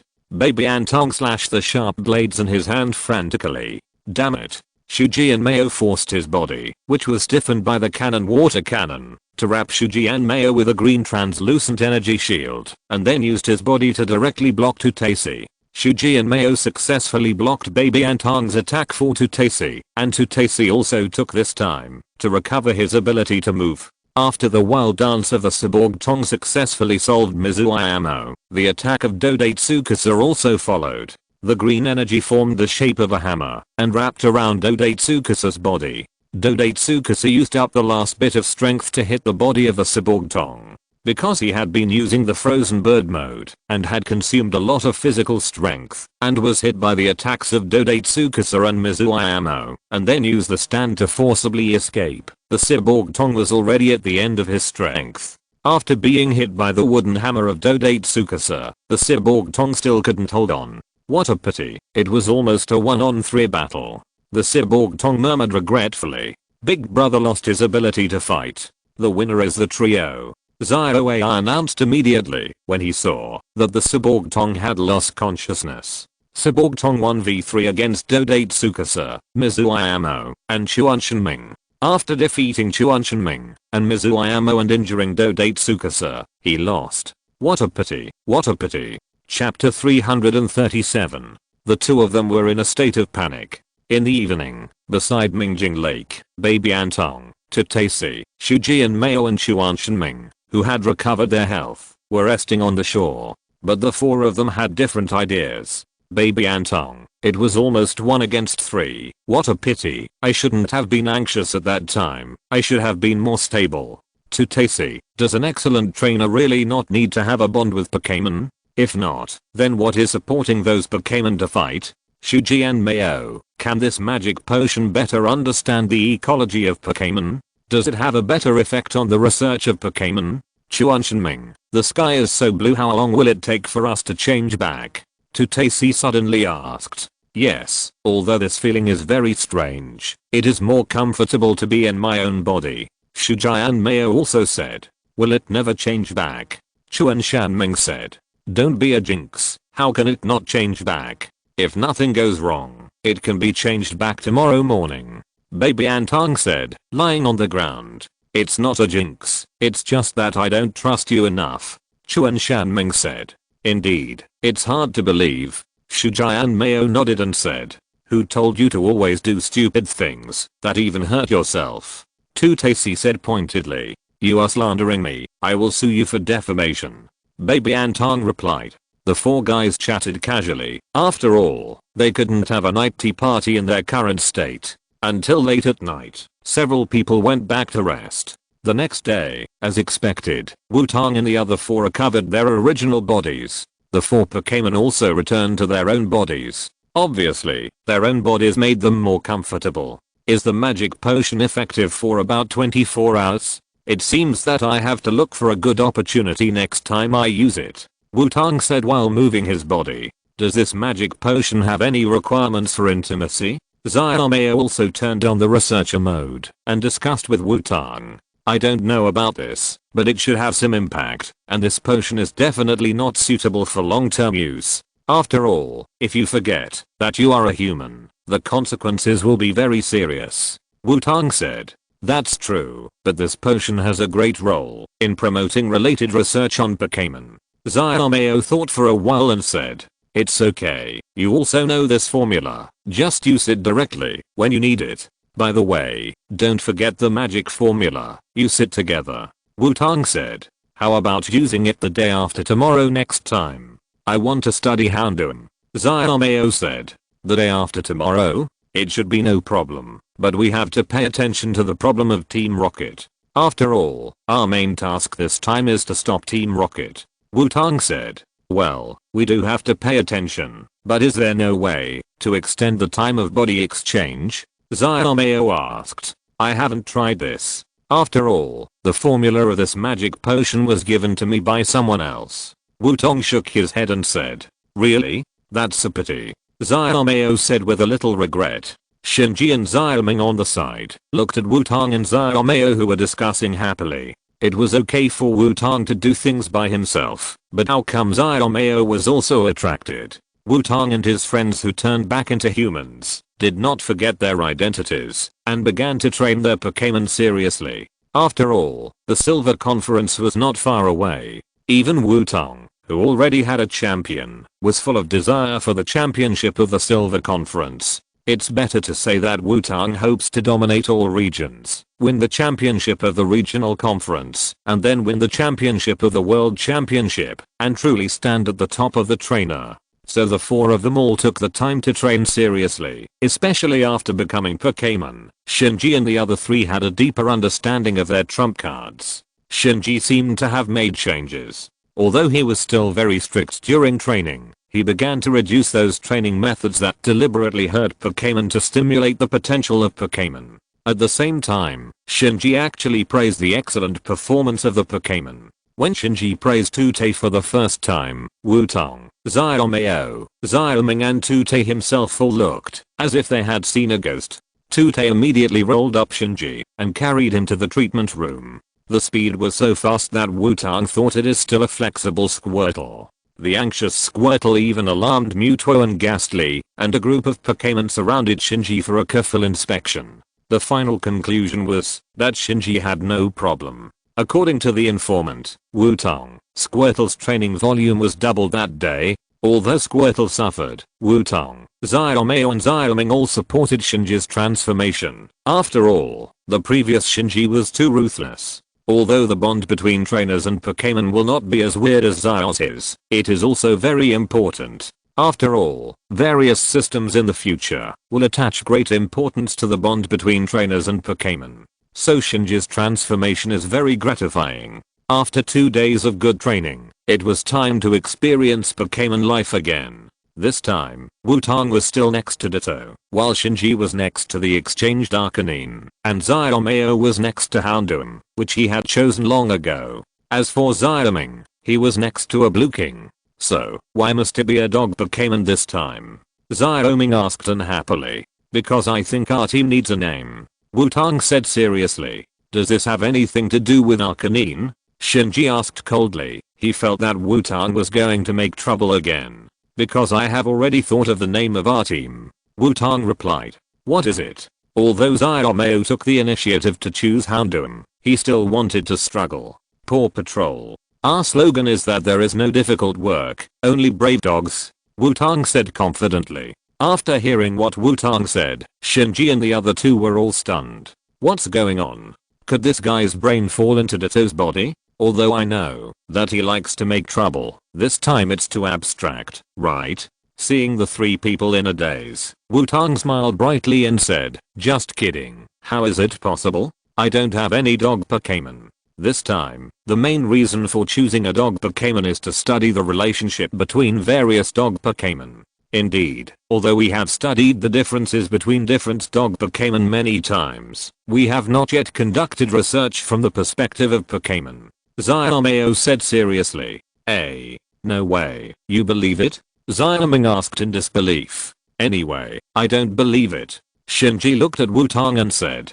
My dear friend, how can you bear to say such hurtful words? Wutong said pretentiously, covering his eyes. TSK. Seeing Wutong's pretentious look, Shinji smacked his tongue unhappily. Then let's vote. Raise your hands if you agree. Wutong suddenly said. Wutong raised his hand without saying anything, and Xiaomei, who was fascinated by the research institute, also raised his hand. Xiaoming fell into hesitation, and Shinji didn't say much, but just radiated invisible pressure on Xiaoming. Ahem. Wutong coughed, and then made a gesture. Xiaoming immediately understood, and raised his hand.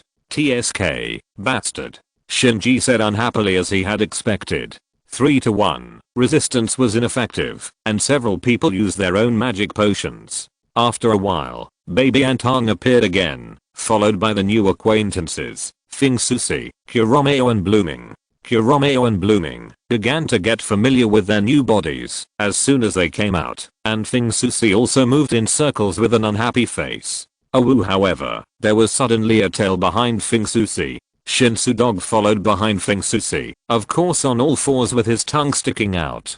Be like a human being. Fingsusi used glaring and roaring at Shinsu Dog. Woof. Shinsu Dog was startled, and then stood up honestly, but judging from its awkward appearance, it should not be used to it. Strange, the wind speed dog should not have a bloodline. Is it because Shinji's wind speed dog is too strange? Baby Antong said thoughtfully. Woof.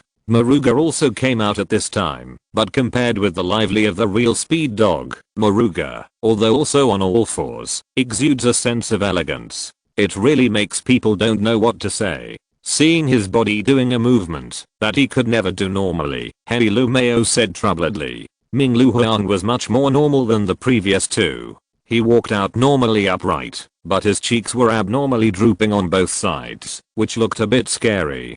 Damn, Blue Emperor, you should restrain yourself a little, my handsomeness is gone. Blooming said. How can you be handsome? X3 heard Blooming said, Cardcaptor, Windrush, and Kuromeo said at the same time. Okay, then let's use the specialties of dog Pokémon and start patrolling. Paw Patrol. Attack. After sending Wutong and the others to play with other Pokémon, Cardcaptor turned into a grain in a tails and said, "Foxes are also canines, no problem at all. This bastard really wants to make trouble." Seeing Cardcaptor, Windrush, Kuromeo and Blooming running out first, they said in unison, "If you're listening to this novel on a channel other than Fanfic World, it means they downloaded and uploaded it without effort. We cordially invite you to visit our channel, Mundo Fanfic Novelos. There you'll find the original version of this story and you can explore many other novels of various genres. We're waiting for you to immerse yourself in a world of incredible novels." Chapter 338. The weather was very hot, but the weather was very hot. Baby Antong, who turned into the nine-tailed mode, seemed to feel the happiness of the dog, or felt the call from the bottom of his heart. Baby Antong happily ran back and forth in King Chechon, and Baby Antong found that his sense of smell was greatly improved after turning into the nine-tailed mode. With the support of a strong sense of smell, he was temporarily free from the favor of the lost god, because he could follow the smell all the way. Baby Antong, who had memorized the smell near the new flying palace, ran boldly without fear of getting lost. Is this the happiness of a dog? What's wrong with this guy? Why is he running faster and faster? Hey Lumeo followed behind and said unhappily while eating dust. It's probably because I can finally show my true nature openly. Feng Susi replied. I don't know what his true nature is. I just hope you can run slower. It's hard for the Blue King to run. Bloomin, who was left behind, shouted uncomfortably. Depend on you. It's a bit difficult for me to catch up with him. In response to Bloomin's wailing, Hey Lumeo said to Feng Susi beside him. TSK, what a trouble. Feng Susi replied unhappily, but still accelerated suddenly, bringing a residual image and directly hitting Baby Antong. What's going on? Why did you suddenly attack? It seems that you are not satisfied with the battle yesterday, and it just so happens that I'm also unhappy because of the failure of 1v3. This time I will definitely beat all three of you. Baby Antong obviously said to Feng Susi with his brain gradually turning into a dog. Use your dog brain, who can catch up with you if you run like this. Feng Susi said mercilessly. I'm moving, can't you see that my brain is starting to spin? Baby Antong said, shaking his head left and right. TSK, you are too easily influenced. I asked you to use your brain, not your dog head.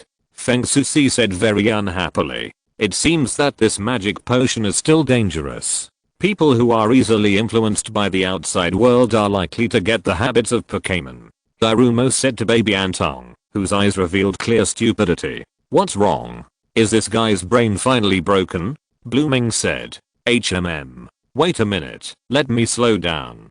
Baby Antong frowned when he heard what Feng Susi and the other three said, then turned back into Ditto, thought about it, and changed his appearance again into Alakazam mode. With his legs crossed, Baby Antong in Alakazam mode floated up on the spot, and his crazy brain instantly returned to normal. Hiss, the influence of this magic potion is really great.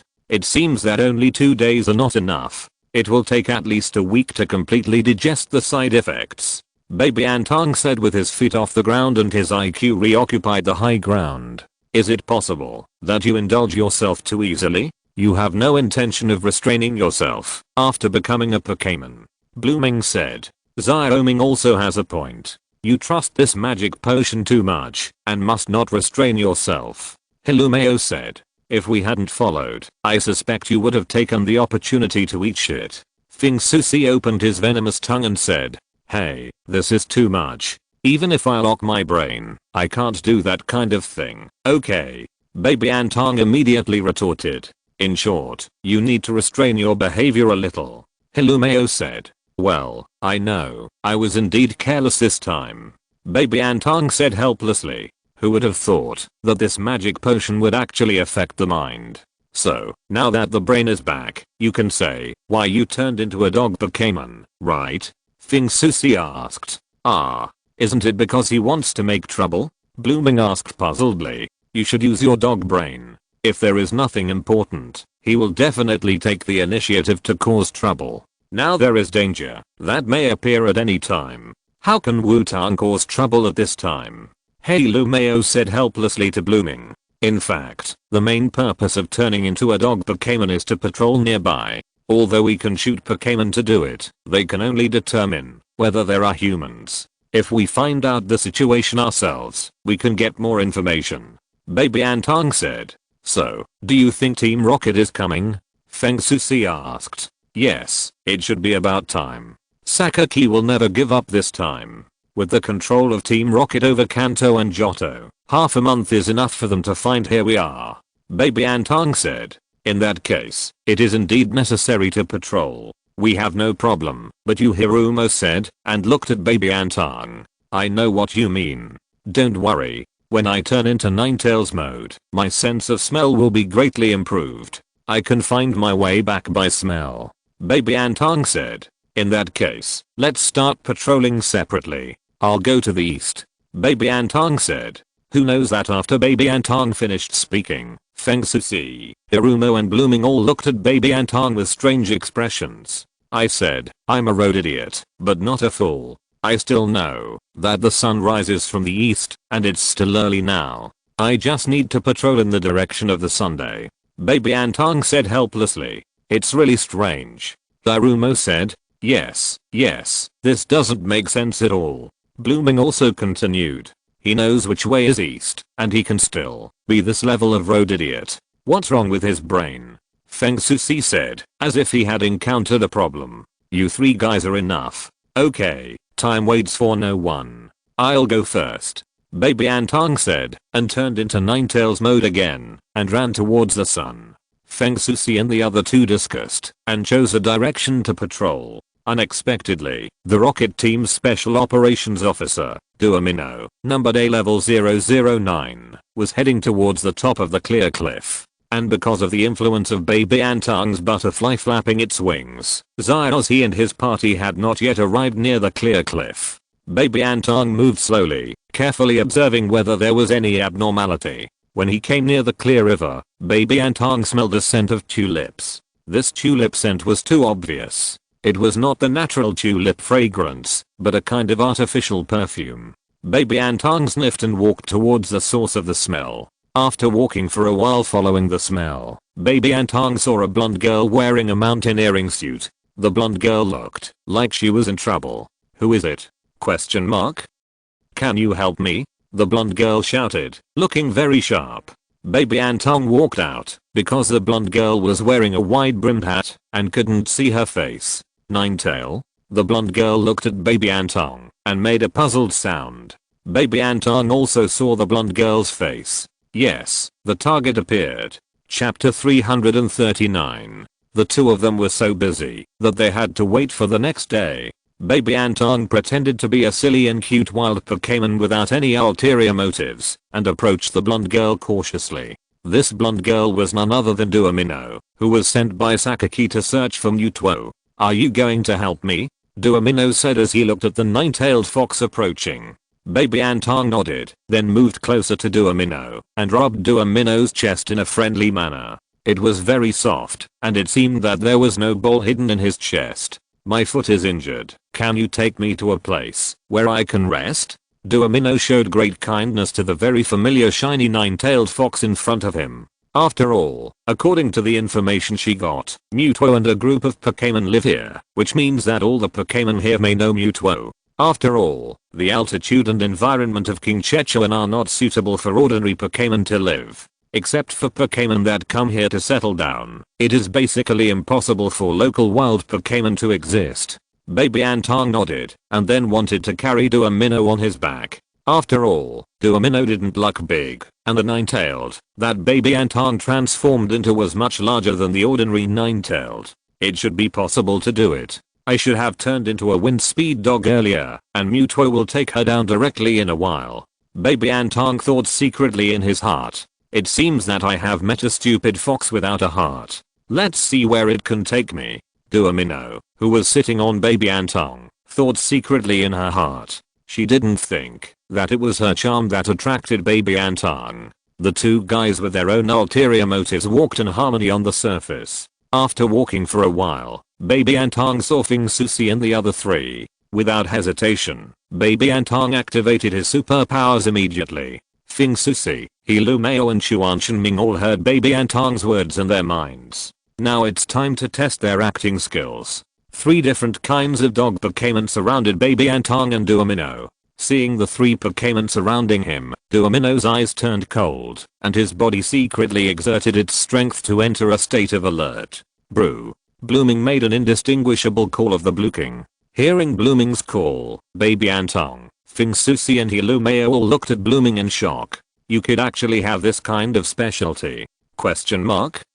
You are worthy of being the Beast Master's arming. Then Baby Antong began to communicate with Blooming in a single line, and Blooming responded to his understanding level with a call. Seeing the 4 Pokémon communicating, Duomino remained vigilant, but did not act rashly. After a while, Blooming and Hirumo left directly to inform Mutuo, while Fengsushi stayed behind to escort Domino with Cardcaptor to prevent any accidents. Seeing Cardcaptor start to move forward again, with a bodyguard beside him, Domino felt a little relieved, and sat on Cardcaptor with peace of mind. Carrying Domino, Cardcaptor and Fengsushi returned to the door of the new flying palace. Seeing the huge building in front of him, Domino showed a shocked expression.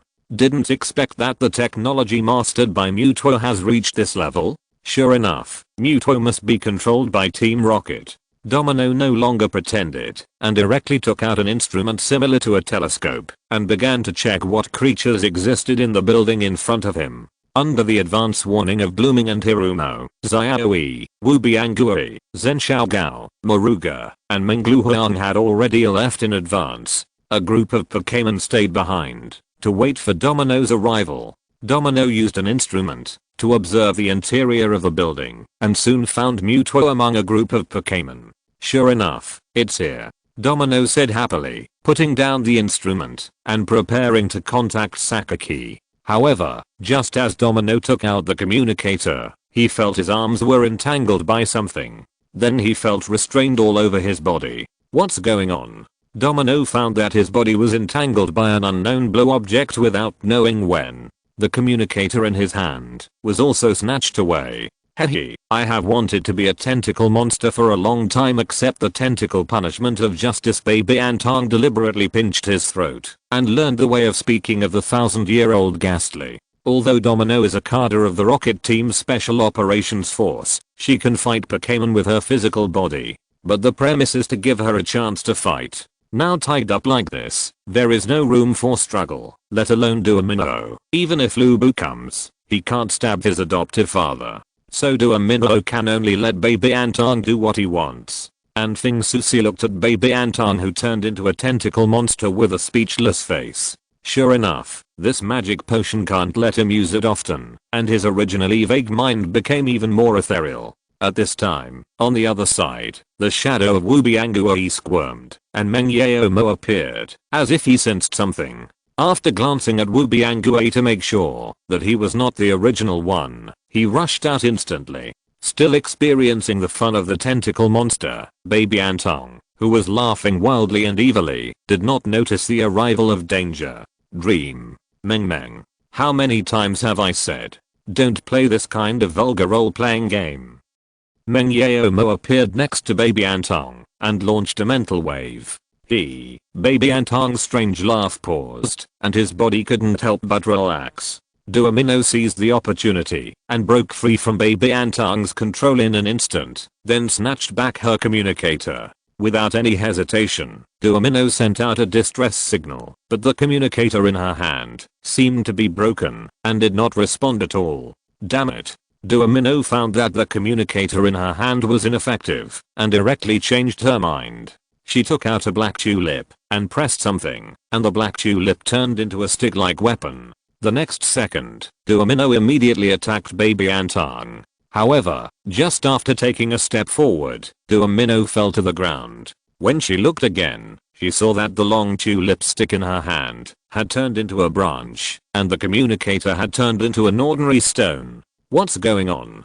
Duomino said in disbelief. At this time, because of the constant changes, her calm mentality had cracks. The dream demon looked at Duomino with shining eyes. It was not the kind of annoying character that would only get in the way. while preventing its trainer from going crazy. It had already controlled Minnoh with hypnosis. Although I can't do the terrifying hypnosis of the 1000-year-old ghost, it's still easy to make people make mistakes. Then, we should decide where to welcome Sakaki next. Looking at Minnoh struggling on the ground, Baby Antong muttered to himself, after returning to normal. Fusuji on the side has been watching all this coldly, and he suddenly felt a little unsure about which side is the villain. Chapter 340. The battle was over, and the battle was over. In the Johto region, in a certain airship of the rocket team, Sakaki was waiting for news of the special operations force he had sent out. Behind Sakaki, the 4 generals of the rocket team stood in a row, waiting to be dispatched at any time.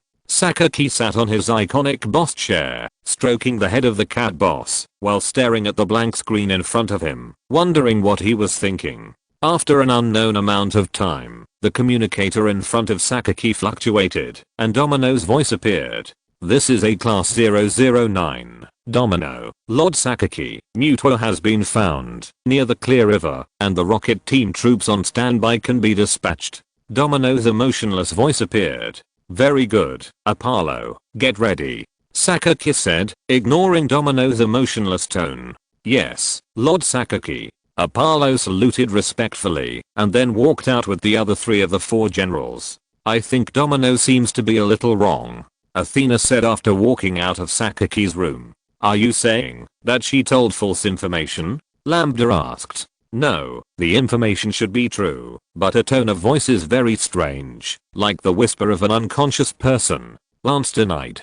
Lord Sakaki is now fully focused on Mewtwo. It is impossible for him to give up for such an inexplicable reason. Let's pay attention to ourselves and protect Lord Sakaki. Apollo said. Understood. X3 Athena and the other 3 said together. The 4 generals of Team Rocket each issued orders to their rocket troops, and the rockets who were waiting near the King's River set off in an orderly manner. A large number of transport planes appeared, flying around an airship with a huge R logo, and flying towards the King's River. In the open space in front of the new flying palace, the 4 people of Cardcaptor Tong, Mewtwo and Ghastly formed a circle. In the center of the circle was Domino, who was kneeling on the ground with dull eyes. Next to Domino was the communicator that had just been hung up.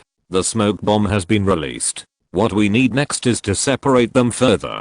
It will be troublesome to deal with them all together. Cardcaptor Tong said. So we want to catch all the guys from Team Rocket? Blooming asked. No, the goal is to beat them all down and avenge Mewtwo, and then erase their memories, and send them away. Cardcaptor Tong replied. According to you, Team Rocket should send most of its main forces this time, right?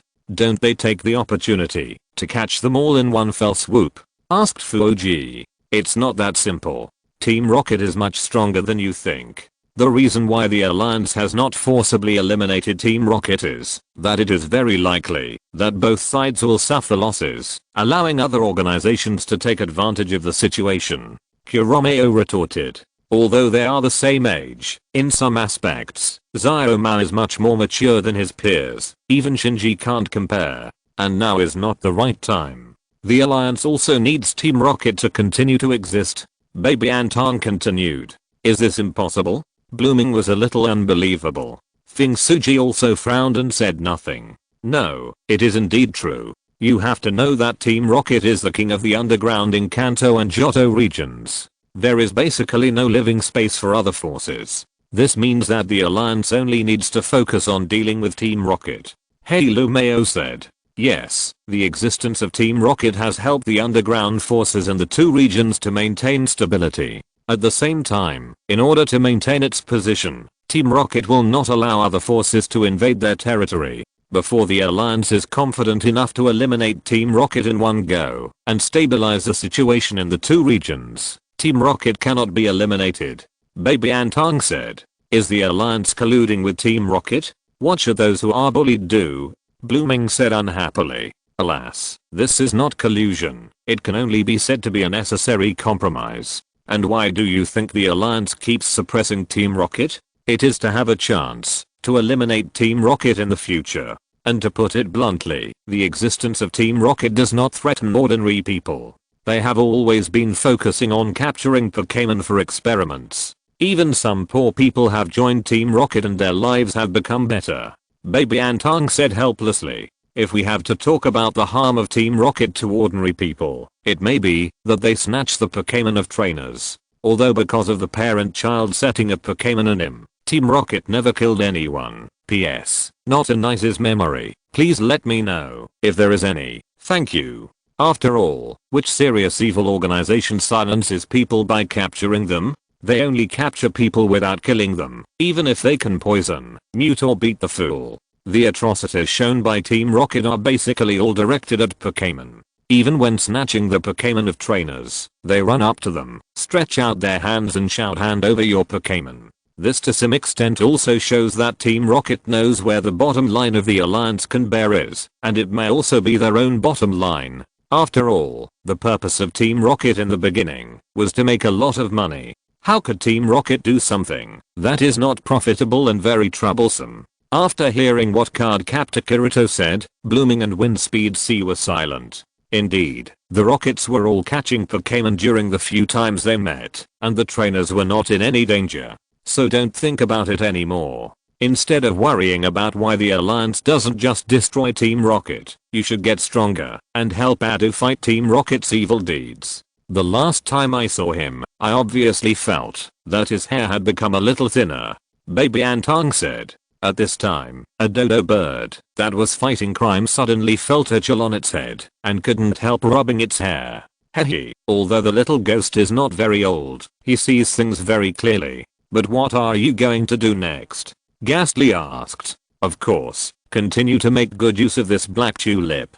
Baby Antong said as a matter of course. Then Baby Antong began to talk about his plan. The Rocket team began to surround the King's River and the command center where Sakaki was located, and the Rocket team's airship also welcomed back their heroes. Duamino came to Sakaki familiarly, saluted respectfully and said, "Lord Sakaki, Mewtwo found our traces, and then split 4 clones, and ran away in different directions." Chapter 341. The two of them were busy.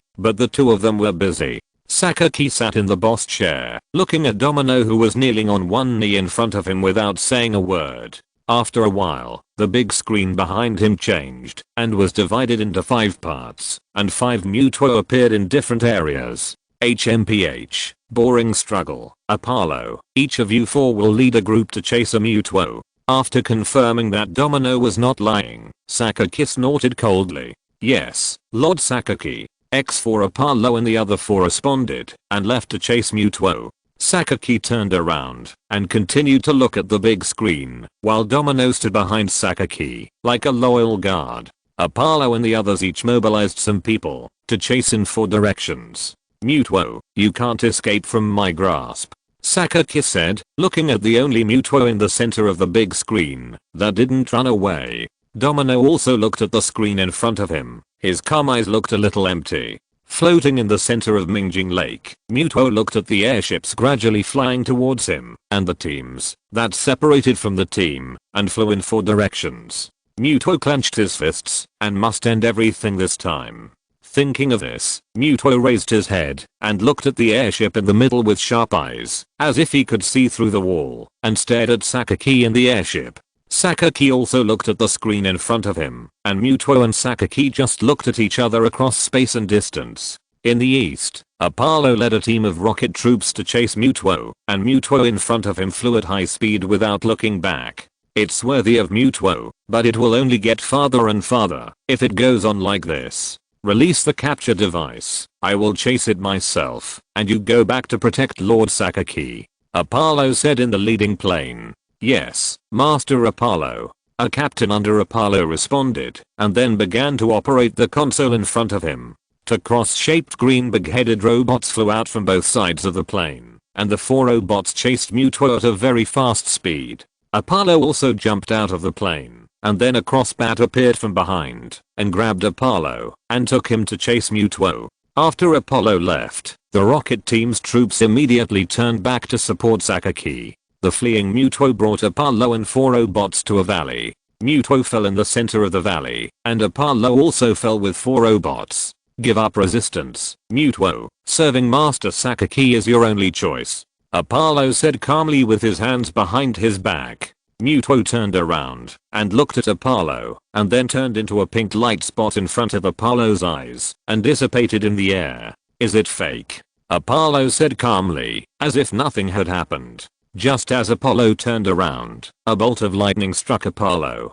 Zbat instantly appeared beside Apollo, and the green energy shield protected Zbat and Apollo. What a pity. Articuno, Zapdos please, drag this guy here, and don't let him go back. Baby Antong said to Articuno and Zapdos beside him. Sure. X2 Articuno and Zapdos nodded and rushed directly to Apollo. Baby Antong, who had no way to command, stayed where he was and watched the battle in front of him. Articuno and Zapdos? Is this a trap? Lord Sakaki is in danger. Apollo couldn't help but say when he saw the two big birds that suddenly appeared. As expected of Sakaki's most loyal subordinates, they were clearly ambushed and were in danger, but they thought about Sakaki's safety first. It was really touching. Come out. Apollo didn't hesitate and sent out his Pokémon directly. Houndoom, Ghastly, and Muddy appeared in front of Apollo. Seeing the Pokémon sent by Apollo, Cardcaptor felt a little emotional. It was really hard to judge the strength of the 4 generals of Team Rocket. Say they are weak, ordinary kings can't take them down. Say they are strong, Adu can fight 2 at a time. If Apollo and Athena only send 1, Adu can fight 3 at a time. But the point is that the Pokémon they use are too ordinary, so ordinary that even a person with a very poor family can catch them, as long as he has a Pokéball and walks around in the wild. Using civilian level Pokémon to reach a height that most trainers can't reach in their lifetime is not uninspiring. Although it has always been said that there are no useless Pokémon, only useless ones, but training a Caterpillar to champion level and training a Dragonite to champion level are 2 completely different concepts. The moment he saw Apollo's Lanoop, Cardcaptor suddenly felt a little dazed. Could it be that the trainers of the 4 generals of Team Rocket are stronger than Adu? P.S. Diverge your thoughts. Don't mind. Don't scold. I don't mean to look down on the dodo. However, this idea was thrown out of Cardcaptor's mind as soon as it appeared. Now is not the time to think about it. The number of Pokémon sent by Apollo is obviously wrong. In any case, when it comes to trainers of his level, it is impossible not to be able to put together a team, unless there are special circumstances. Especially for guys like Apollo who do dark business, Pokémon is their amulet, and they can only train more powerful Pokémon to protect themselves. Did they find something? Damn, it's really troublesome not to be able to command. Cardcaptor said unhappily. At this time, he can only hope that Mewtwo and the other guys can end as soon as possible, and there must be no more accidents. Since Baby Anton cannot command the battle, let's switch the scene to other people. To the west of King Cliff, Athena made the same choice as Apollo. After seeing that she couldn't catch up with Mewtwo, she decisively gave up the team and chased after it with 4 capture robots. Athena's flying method seemed much more comfortable than Apollo. She rode on Crowhead to chase Mewtwo. Under Mewtwo's seduction, Athena was led to an open space in the forest. Seeing that Mewtwo stopped, Athena did not act rashly. She jumped off Crowhead. Athena tapped the mechanical guard on her arm twice, and 4 big-headed robots surrounded Mewtwo from both sides. Surrender, Mewtwo, it's your honor to serve Lord Sakaki, Athena said. Mewtwo glanced at Athena lightly, then turned into a pink light spot and disappeared in the air. Come out. The moment Mewtwo disappeared, Athena knew something was wrong and immediately sent out her Pokémon. 4 Pokémon appeared, Arbok, Muddy, Raffleshire, and Big Tongue. Like Apollo, 1 was missing. After Athena sent out her Pokémon, a gust of wind blew by. A mysterious and elegant figure descended from the sky and looked at Athena calmly. After Suicune appeared, a group of Pokémon led by Arcane came out. Is this a trap? Athena frowned and said. Chapter 342. The enemy was in a panic, but the enemy was still alive. The surrounded Athena did not look panicked, but looked at Suicune in front of her with interest. Suicune, the incarnation of the North Wind? It seems that this time the harvest will be not small. Arbok, Poison Needle. Raffleshire, Sweet Fragrance. Athena directly commanded her Pokémon to attack. Carbo. Arbok opened his mouth and shot out a burst of purple energy needles, and the target of the energy needle was Suicune, who was in the lead. The flower on the top of Rafflesia also floated out a burst of pink mist that spread to other Pokémon. 4 capture robots also flew towards Suicune, and a power grid appeared to capture Suicune directly. Suicune, pay attention to avoid, and the others attack the 4 big-headed robots first. That thing looks troublesome. Windspeed dog, that is, Windspeed with a dog body and a real heart, immediately set the attack targets for the Pokémon. This is a temporary telepathic buff that Mewtwo gave Windspeed, which can communicate with nearby clone Pokémon and Suicune by mind. Of course, the duration is only 24 hours. The powerful psychic Pokémon is really unreasonable, and all kinds of abilities are very useful. After seeing the unreasonable and comprehensive nature of Mewtwo, Windspeed began to desire to have a powerful psychic Pokémon. However, Windspeed did not know that Mewtwo is not as simple as being powerful. Although it is a man-made Pokémon, Mewtwo is truly at the top of the mythical beasts. P.S. The top does not mean the strongest, so other mythical beast fans don't need to specifically say who is stronger than Mewtwo. After receiving the instructions from Windspeed, a group of clone Pokémon led by Charizard began to attack the 4 big-headed robots. Xiaozhi did not forget his current identity. He was not only the commander of Suicune's troops, but also needed to fight himself. Otherwise, if a group of Pokémon went to fight, he would be too conspicuous to stand there and watch the show, and it would be easy to notice that there was something wrong. This group of Pokémon actually seems to have a commander. Gas, Crowhead, and Muddy Mud separate them. Arbok, Garbage Shot, Queen Flower, Petal Dance. Treat Suicune well, Athena commanded. Crowhead rushed directly to Charizard and knocked Charizard aside. The Charizard that was knocked away was not to be outdone, and stabilized its body and continued to attack Crowhead. Gas and Muddy Mud also rushed into the Pokémon, constantly using large-scale skills to prevent the Pokémon from cooperating together. Cover. Arbok sprayed a lot of purple sticky energy from his mouth, and the energy turned into various garbage and shot at Suicune. The Queen Flower spun and jumped on the spot, and the pink energy petals shot out in a whirlwind and rolled towards Suicune. Suicune did not choose to dodge and prepared to counterattack. A deep blue water ball appeared out of thin air in front of Suicune, and then a thick water column shot out to meet the garbage shooting and petal dance. Xiaoxia, who was mixed in with the Pokémon, was thinking about how to solve the problem in front of him. Although these clone Pokémon are all very powerful, they are still a little worse when facing Athena's Pokémon. Now they can be evenly matched, because they have the advantage in numbers. The key to breaking the situation lies in Suicune. But Suicune has to face King level Pokémon with command and 4 big-headed robots at the same time, so the situation is not good. If Suicune has a problem, the situation will be out of control in an instant. Sure enough, we still have to find a way to get rid of the 4 big-headed robots first.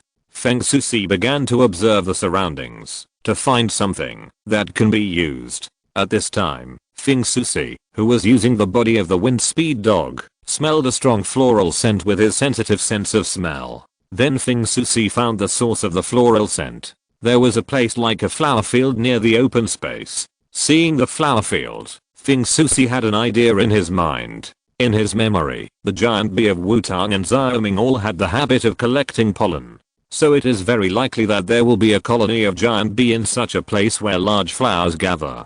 In this case, Xiaoxia directly used the speed to rush into the flower field. After stirring up a burst of pollen, Xiaoxia found his target, several unicorn beetles that were greedily sucking nectar. Xiaoxia decisively picked up a unicorn beetle and rushed back to the battlefield.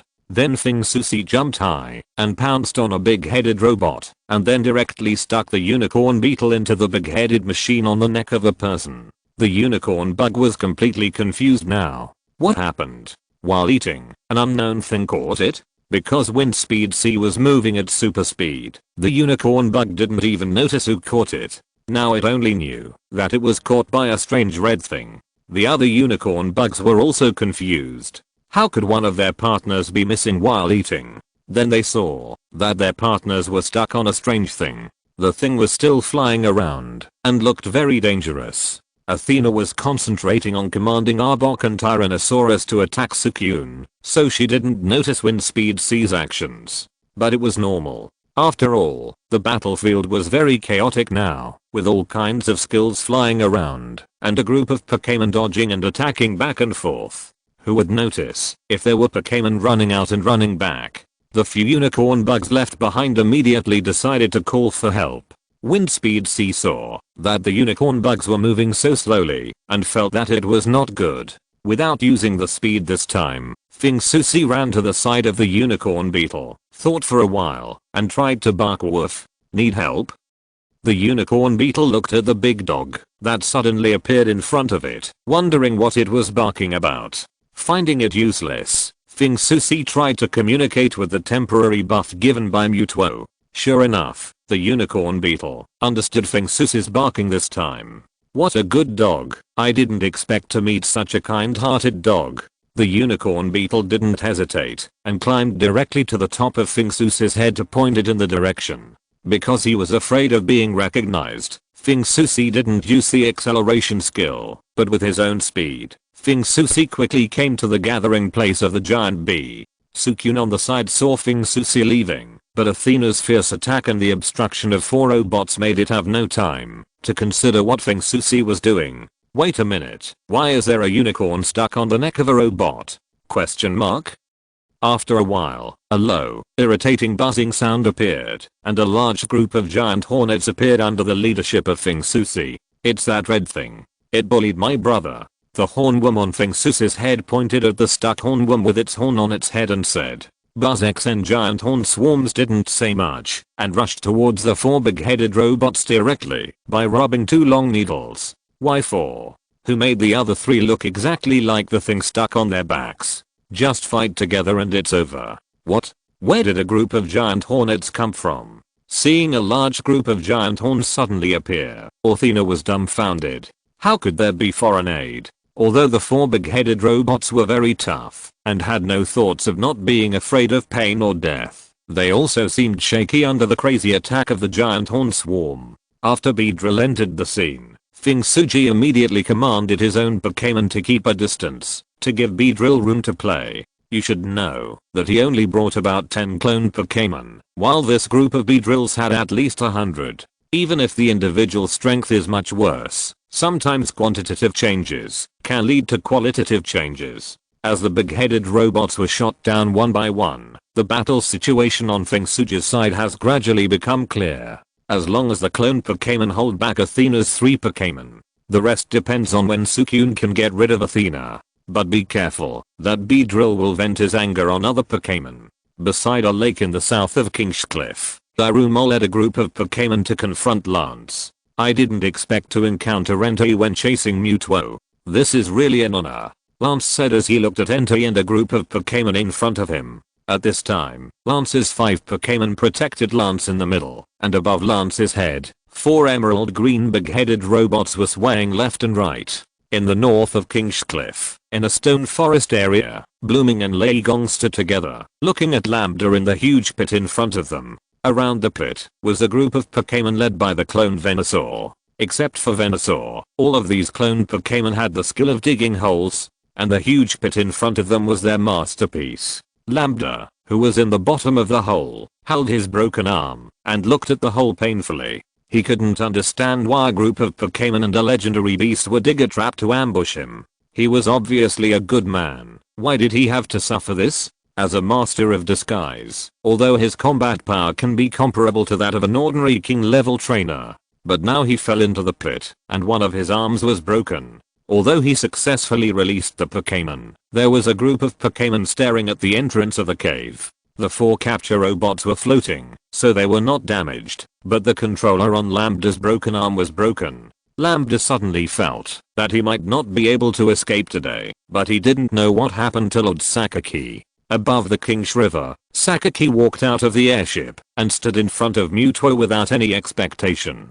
The Pokémon and humans whose fates were entangled with each other finally met again. Mutuo and Sakaki looked directly into each other's eyes and neither of them was willing to show weakness. And Domino stood behind Sakaki, acting as a loyal guard. It seems that you should be the real body, but since you have no intention of escaping, why do you have to split into 4 fake bodies? Is it to lead Apollo and others away? It seems that there is a traitor among our rocket team, Sakaki said. The moment Sakaki's voice fell, Domino took action and attacked Sakaki directly from behind. However, Domino's attack was forcibly interrupted before it landed on Sakaki. The dark green vines entangled Domino, and a large Venus flytrap appeared behind Domino at some point. Domino's feet were also stuck by a stinky mud, and Magura and fork-shaped bat stopped Domino with their sharp claws and sharp wings on the left and right. Humph, Apollo and the others really like to worry. Sakaki touched the head of the cat boss beside him and said he didn't look back, but seemed to know everything behind him. The cat boss, who was rubbed on the head by Sakaki, retracted the claws that popped out and licked his claws lazily, but his eyes still wandered on Domino. Mewtwo was not surprised to see Domino being controlled directly. After all, Wutong had told it long ago that the success rate of this sneak attack was less than 1%. So, can you return my subordinates to me? Sakaki said to Mewtwo. Boring. It seems that you have made up your mind this time, Sakaki. Mewtwo said to Sakaki according to what Wutong told it, and Mewtwo snapped his fingers. Hearing the sound of the snap, Domino's originally empty eyes regained clarity. What's going on? Lord Sakaki, why are you here? No, I should report to you that I found Mewtwo. Domino, who had regained consciousness, said confusedly. This power is really desirable. Come back, Mewtwo, you are mine. Ignoring the confused Domino, Sakaki looked at Mewtwo and said excitedly, Pika. Meow. As Sakaki's voice fell, Pikachu and Meowth appeared and threatened Sakaki. Why did you two come out? Go back. Mewtwo shouted excitedly when he saw Pikachu and Meowth appear. Sure enough, is this what you want to protect? A group of cloned Pokémon? There should be more cloned Pokémon around here, right? Sakaki said with a smile, as if he had caught Mewtwo's weakness. This is none of your business. I won't be your tool. Mewtwo said to Sakaki. I didn't say you can say no. Sakaki pressed a button, and 6 big-headed robots appeared and rushed directly towards Mewtwo. The rocket team behind Sakaki also started to move and began to look for the cloned Pokémon in the clear river. This time Sakaki really spent a lot of money. In the animation, Sakaki only made 2 capture robots, but this time, Sakaki made 18 at once. If it weren't for the lack of time, Sakaki might have directly created 100 machine team to capture Mewtwo. I won't give in. Mewtwo immediately started fighting with the 6 big-headed robots. Sakaki didn't talk nonsense on the ground, like in the animation, but released 2 Pokémon, Nidoking and Nidoqueen. Go and catch those 2 clones. Sakaki pointed at Pika and Meowth and said, Nido, X2 Nidoking, and Nidoqueen immediately rushed towards Pika and Meowth. Sakaki is a very conceited person. If he sees Mewtwo, he will definitely show up. After Pika and Meowth appear, he will feel that he has caught Mewtwo's weakness. Although it is dangerous, Pika and Meowth must appear. Mewtwo began to recall the words of Cardinal before the plan began. Of course, although Sakaki is conceited, he has the capital to be conceited, so this guy's sneak attack will definitely not succeed. This is just a bait. The real killer move depends on you, old ghost. Don't be anxious. Kill Sakaki with 1 blow when he is most relaxed. Cardinal's words also appeared in Gastly's mind. As Mewtwo runs out of energy and falls into a slump, Sakaki was about to be caught by the capture robot, and the smile on his face became more and more intense. The moment he saw Mewtwo being caught, Sakaki couldn't help but burst into laughter. It was at this time that Domino's shadow stepped forward, and Sakaki suddenly felt confused and began to be unable to distinguish between reality and dreams. The moment Sakaki was controlled, Mewtwo also broke free from the control of the capture robot, and the next step was the final stage. Mewtwo escaped. Lord Sakaki? Lord Sakaki, what's wrong with you? Domino couldn't help shouting at Sakaki, who suddenly became abnormal. She was controlled by 4 Pokémon and had no way to move, so she could only shout anxiously. The Pokémon of the 4 generals were all very obedient, and the orders of the trainers were above everything else, but it was this idea that made them only think about controlling Domino and ignored other things at this time. After success, you must support us as soon as possible. Remember, the fate of us is in the hands of you two. This was the last words of Baby Anton. Mewtwo looked at Sakaki, who was becoming dazed, with shining eyes. It was time to end everything. Chapter 343. The two of them were very busy, and the two of them were busy. On the grass beside Mingjing Lake, Wutong, Shinji, Xiaomei and Xiaoming lay in a row, and looked at the sky. So, this is what you want to do? Shinji said unhappily. Well, it's also very important to combine work and rest, Wutong said lazily. Yes, it's very important to combine work and rest. I've been fighting continuously recently, and I'm exhausted physically and mentally. Xiaoming, who was most affected by Wutong, said lazily. I'm willing to accept the loss. There's nothing I can do. And it's not bad to take a break occasionally. Xiaomei picked up a piece of thatch from somewhere and held it in his mouth and said.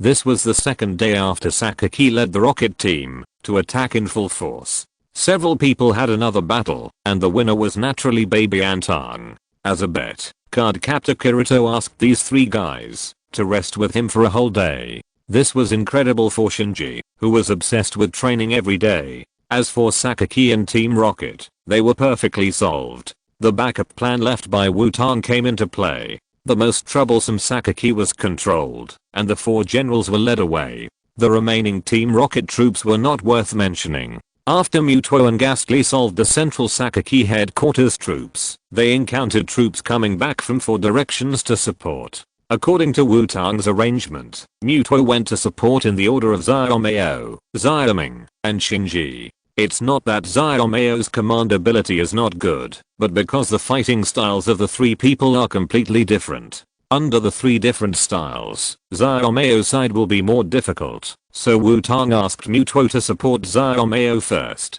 And the most unexpected thing is Xiaoming's side. Although it is known that his fighting style has begun to approach Liu Liu due to Wutong's influence, it is unexpected that he is so stupid. He even saved a frontal battle and directly solved one of the four generals with a pit trap. This wave is a tribute to the Rocket Trio. After all, according to incomplete statistics, the Rocket Trio's success rate in using the pit trap is as high as 100%. P.S. I haven't counted it, but I remember that every time they use the pit trap, Xiaoxi and his friends will definitely fall into it. So after helping Xiaomei, Mewtwo just passed by Xiaoming and found that he didn't need his help, and then hurried to the west where Shinji was. When Mewtwo arrived, Athena was just exploding and fighting against Suicune and other Pokémon. So Mewtwo inserted himself directly without hesitation, took down Athena, and packed up Athena and her Pokémon. Mewtwo then rushed to the place where Wutong was. Although Wutong has a 1000-year-old bird Articuno and a hot-blooded Zapdos, Apollo is the leader of the four generals after all, and can confront Adu head-on, although the winning rate is extremely low. In addition, Wutong could not command, and could only watch the battle, so Articuno and Zapdos could not do anything to Apollo for a while. Fortunately, Wutong's mission was just to delay Apollo. After Mewtwo arrived, the power of the three beasts easily suppressed Apollo. After taking all the four generals of Team Rocket back to Clearcliff, they carefully searched nearby to make sure that no members of Team Rocket were missed. Mewtwo began the task of erasing memory. Wutong put all the captured robots made by Team Rocket into the new flying palace. All the information about Mewtwo was also deleted, but there was still a gap. That is, the researchers who made Mewtwo were not there. Although Mewtwo destroyed the new island at the beginning, it is hard to guarantee that there were no lucky guys who survived. However, there is no way to check them one by one. The most important thing is to erase the memories of Sakaki and other leaders of Team Rocket about Mewtwo. After everything was done, Wutong checked inside and out again. After making sure that there were no gaps, Mewtwo sent all the members of Team Rocket away directly. As for where Team Rocket will go in the future, it is none of Mewtwo and Wutong's business. Seeing so many achievements leaving him, Wutong felt his heart bleeding, but there was nothing he could do. This achievement was a hot potato that he could not grasp at all. Not only because of the reasons mentioned before, but also because he could not explain how he caught Sakaki and the four generals of Team Rocket, as well as the captains and cadres of all sizes. You can't say that he called a group of mythical beasts to help, right? If he really said that, the first person in danger would probably be Wutong himself. Even if it was the grandson of Aquan and Anzi, what could it do? A guy who can find a group of mythical beasts to help is a great. The alliance cannot ignore the threat. Even if he does not do the stupid act of killing first, Wutong's actions will be strictly monitored in the future. After all, if Wutong suddenly wants to go against humanity one day, the damage he can cause is too great. So Wutong can only watch Gangji fly away by himself. Now is not the time. Sooner or later, they will all be sent to prison. Of course, Wutong did not do nothing. He asked Mewtwo to leave a safety in Sakaki in the 4 generals' minds, which can make them directly enter a state of unconsciousness at a critical moment. But it was a one-time event. After all, Mewtwo is powerful, but not to such a fantastic level. In short, the Rocket's all-out attack has ended successfully, and Mewtwo will be truly free in the future. Congratulations. Congratulations. Chapter 344. The 4 of them were lying there doing nothing until Xiaozhi came and called them to go back for dinner. Lying on the shore of Mingjing Lake, the 4 of them who had been basking in the sun for a whole morning were now emitting the scent of the sun. Perhaps because they had been basking in the sun for too long, the 4 of them looked dizzy after getting up. Following Xiaozhi back to the near flying palace, they staggered and swayed. Lunch was ready. Although it was all prepared by the cloned Pokémon, it tasted good. Because there were too many Pokémon, the 4 of Wutong and Xiaozhi gathered at a table to eat together. Although Mewtwo no longer needed food to sustain life, it still sat with other Pokémon.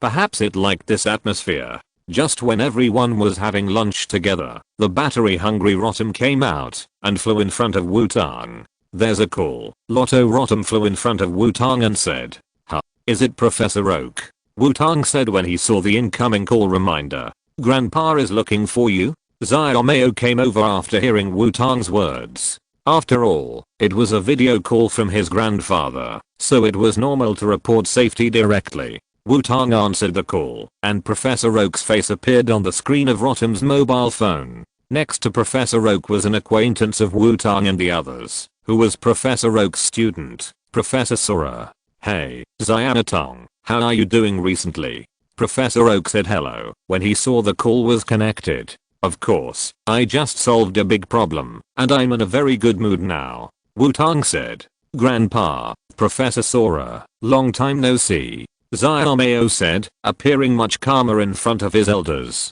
Shinji and Xiaoming also came over at this time. After all, the one who came to contact was the world's #1 Professor Oak, and the other was Professor Sora who gave them the Pokémon eggs. They had to say hello anyway. "Drive Oak, Dr. Sora, long time no see," Shinji said. "Hey, good afternoon, Dr. Oak, Dr. Sora." Xiaoming smiled like a fool and greeted the 2 doctors. "Long time no see, are the Pokémon hatched from your Pokémon eggs okay?" Dr. Sora said. After hearing Dr. Sora's question, Shinji and the other 2 said that the Pokémon hatched from the Pokémon eggs were excellent, and they would take good care of them. "Oh, Xiaomei, Shinji and Xiaoming, you are all with Wutong," Dr. Oak said when he saw the 3 people coming over. "Well, we have all obtained enough gym badges to participate in the Silver Conference. It just so happens that we have nothing to do, so we just practice together," Wutong said. "Is that so? That's perfect. I have something to ask you, Xiaotong. Of course, there will be a reward, but whether you can get the reward depends on your ability," Dr. Oak said. As always, he liked to keep people in suspense. "What is it, Dr. Oak?" Wutong asked curiously. "Do you remember what I said to you when you first came to my institute to get the initial Pokémon?" Dr. Oak asked. "What did Dr. Oak say to me at that time? Could it be?" Wutong thought about it and seemed to remember something and asked happily. "Yes, there is a little guy with a problem now. I hope you can solve the problem of that little guy. As long as you can do it, that little guy will be yours," Dr. Oak said. Shinji and the other 2 on the side looked at Dr. Oak and Wutong's half-sentenced conversation and were confused. "Is this a new trend? I understand. Leave it to me, Dr. Oak," Wutong said confidently. When he received the initial Pokémon, Dr. Oak said that if there was a suitable shiny Pokémon, he would give Wutong one. I didn't expect that after so long. Professor Oak still remembered it. As a leader in the Pokémon research community and a former champion, the Pokémon he chose must not be too bad. He couldn't be like that guy Adu, who gave himself an electric Pokémon under the banner of the Dragon Messenger, right? Although he also likes the sheep. Seeing Wutong's excitement, Shinji and the other two always felt a little familiar. Very good. Then you go to the Pokémon Reserve in Shirogane Mountain, where you can find a person named Muto. She will explain the specific situation to you. Oh, by the way, Xiaomei, you guys should go too. If nothing goes wrong, you should meet Xiaoxi again. So that's it. Bye, Professor Oak said and hung up the phone neatly. Shirogane-san, Muto? Wutong said to himself. This name sounds like he is good at playing cards. It seems that his long forgotten duel disc will come in handy again. Duel. If you're listening to this novel on a channel other than Fanfic World, it means they downloaded and uploaded it without effort. We cordially invite you to visit our channel, Mundo Fanfic Novelos. There you'll find the original version of this story and you can explore many other novels of various genres. We're waiting for you to immerse yourself in a world of incredible novels. Chapter 345. The two of them were very busy, and the two of them were very busy. Big brother, are you leaving? Xiaoxia asked when she saw Wutong's excitement. Well, I have to go out to do something, and I'll be back after I'm done. During this time, I'll ask you to take care of Mealy Sheep and yeah, Wutong said to Xiaoxia. Although Xiaoxia's mental age is much older than her appearance, she is still a child after all, so Wutong decided to find something for her to do. After communicating with Xiaoxia, Wutong determined that Xiaoxia had no interest in becoming a Pokémon trainer, but preferred to take care of Pokémon.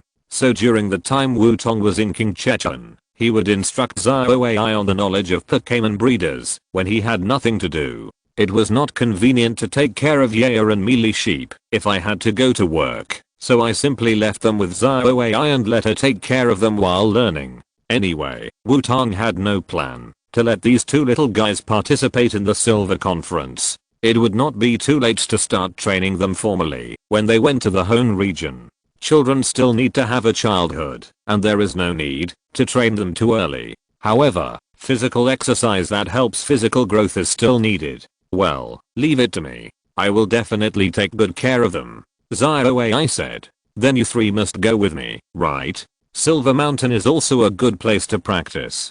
Wutong said. It just so happens that I also want to see if the last one has made any progress, so let's go together. Xiaomao said. I don't care. Anyway, there's nothing to do. Xiaoming said with his hands spread out. What about you, my best friend? You will definitely not refuse. Wutong looked at Shinji and asked. As long as you train well, I have no problem with where you go. Shinji said calmly. Okay, then we'll set off early tomorrow morning. Wutong said directly. Why not leave in the afternoon? Xiaomao asked. Because I remembered that I have other things to do in the afternoon. I want to go out with Muto. Wutong said. As for what Wutong was going to do, Shinji and the other two did not ask. Anyway, if this guy needs help, he will definitely tell them. After finishing the meal quickly, Wutong went straight to Muto. Muto, accompany me to a place. I need your help. Wutong said. Where to? Muto asked directly without any hesitation. Go to the vicinity of Hinoki Town. Hurry up. Take me there directly. Wutong said. Muto nodded, his eyes shining, and he set off with Wutong. Flew away. Xiaoming said when he saw Muto and Wutong flying away in an instant. Yeah, they walked very fast.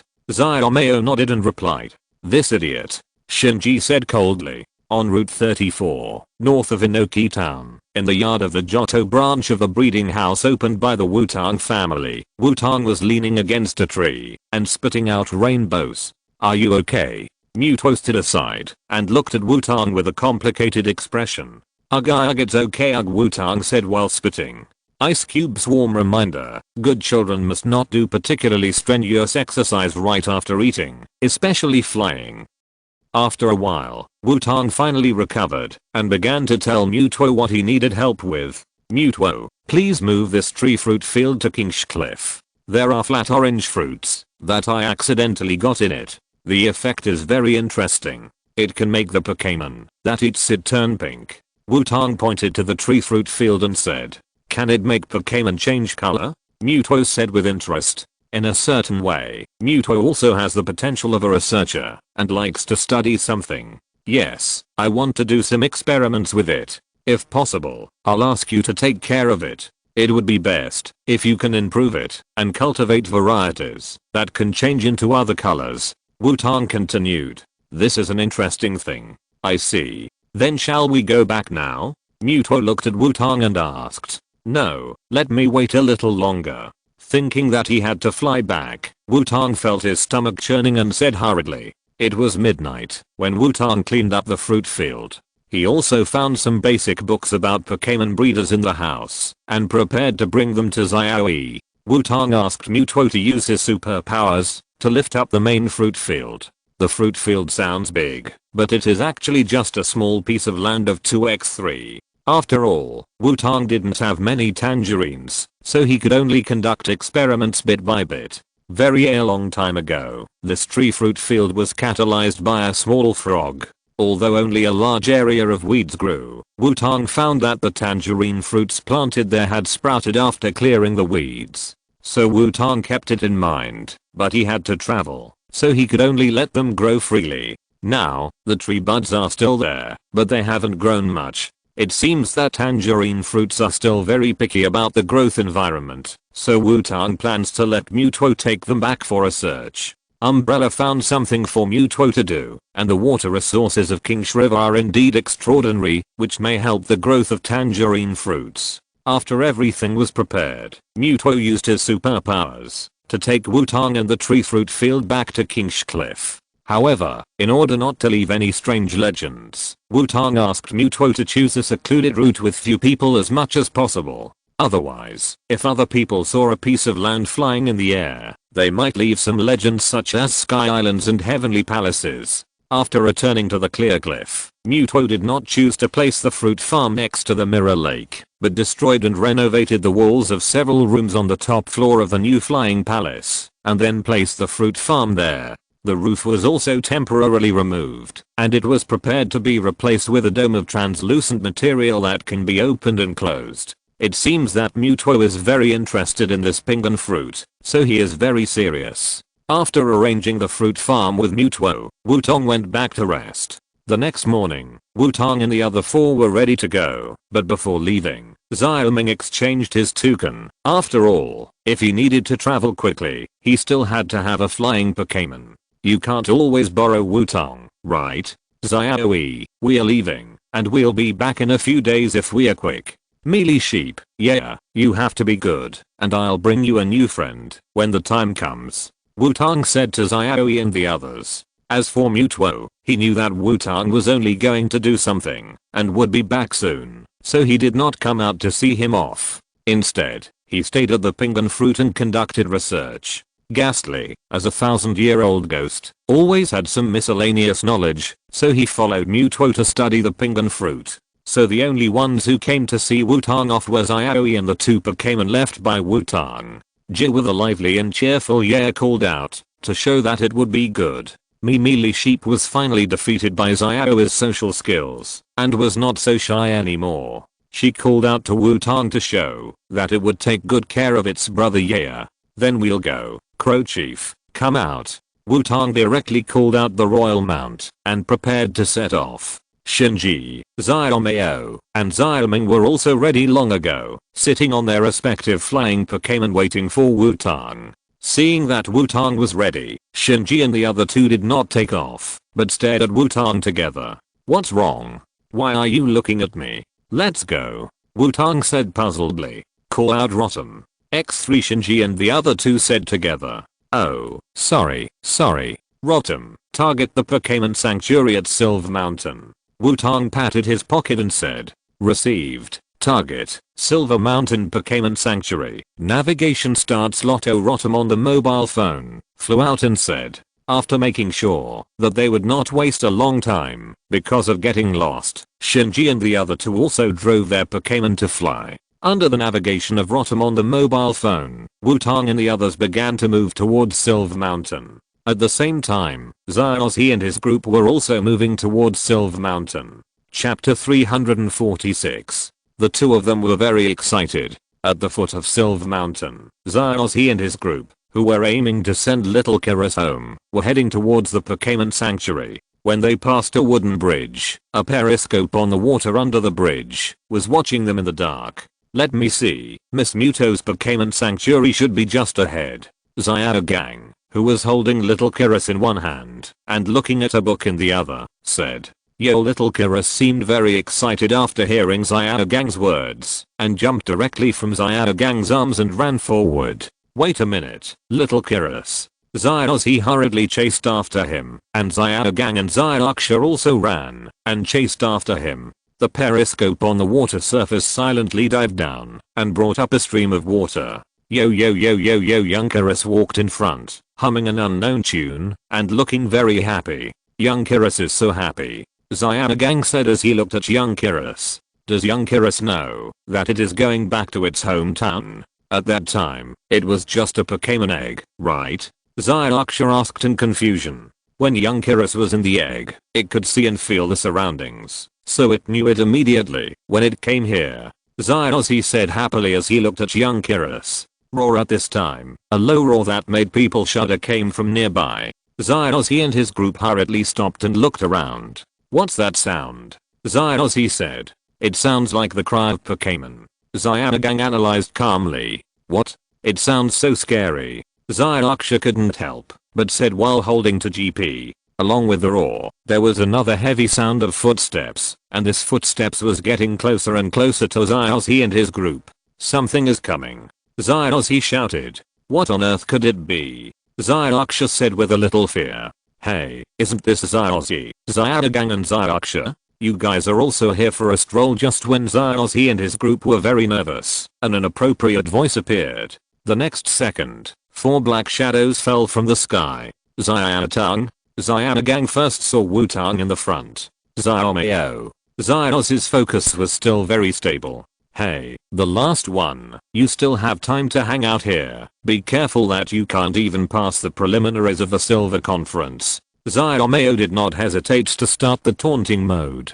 Damn it. I won't lose. Xiaozhi said unhappily. Pikachu. Pikachu also shouted in support. Really, don't scare me. Xiaoxia felt relieved when she saw that it was Wutong and the other 4, but it was a pity that she felt relieved too early. Something is coming. Shinji still seemed not very familiar with Xiaozhi and the other 3 and turned around and stared at the back and said, hey, I'm here too, don't ignore me. But there's more than one side. Xiaoming said helplessly. Roar. With a roar, a Pokémon that looked like Godzilla appeared. It was indeed the Vangarus that lived in the Silver Mountain Pokémon Sanctuary, but there was an obvious scar on the chest of this Vangarus, which might be one of the reasons for its irritability. Oh, it seems that we came at the right time.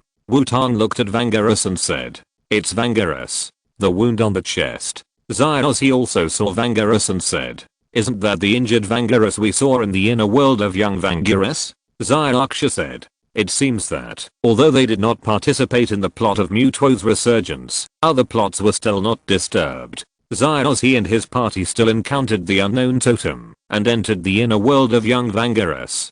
Great, it must be the mother of young Vangarus. Xiaogang clenched his fists and said happily. I don't know what you are so happy about, but this Bangalus seems to be very unhappy. Xiaoming looked at Bangalus and said. That's just a baby Chillis. You didn't catch its child, did you? Xiaomao saw the baby Chillis in front of Xiaozhi and said. How is it possible? We are sending baby Chillis home.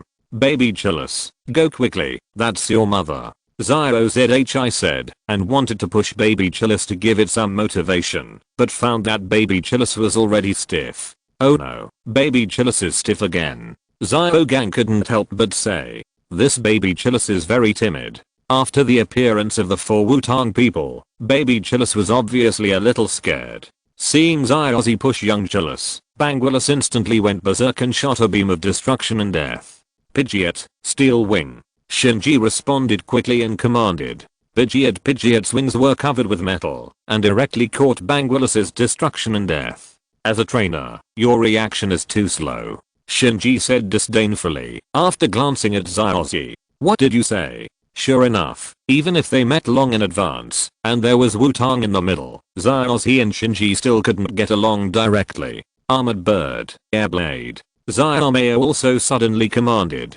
The wings of the armored bird flapped, and the arc-shaped blade formed by several air currents flew towards Xiaozhi and the others. The air blade flew over their heads, and cut a yellow unidentified object into pieces. It seems that there is more than one trouble, Xiaomei said, looking at the direction behind Xiaozhi and the others. Oh my, 2 people on each side? Wutong asked. No problem, Xiaoming said, and he and Xiaomao walked directly behind Xiaozhi and the others.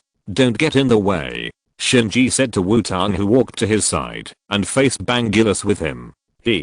Don't worry, my dear friend, I will cheer you on, Wutong said nonchalantly. Core the Crow leader called out in cooperation.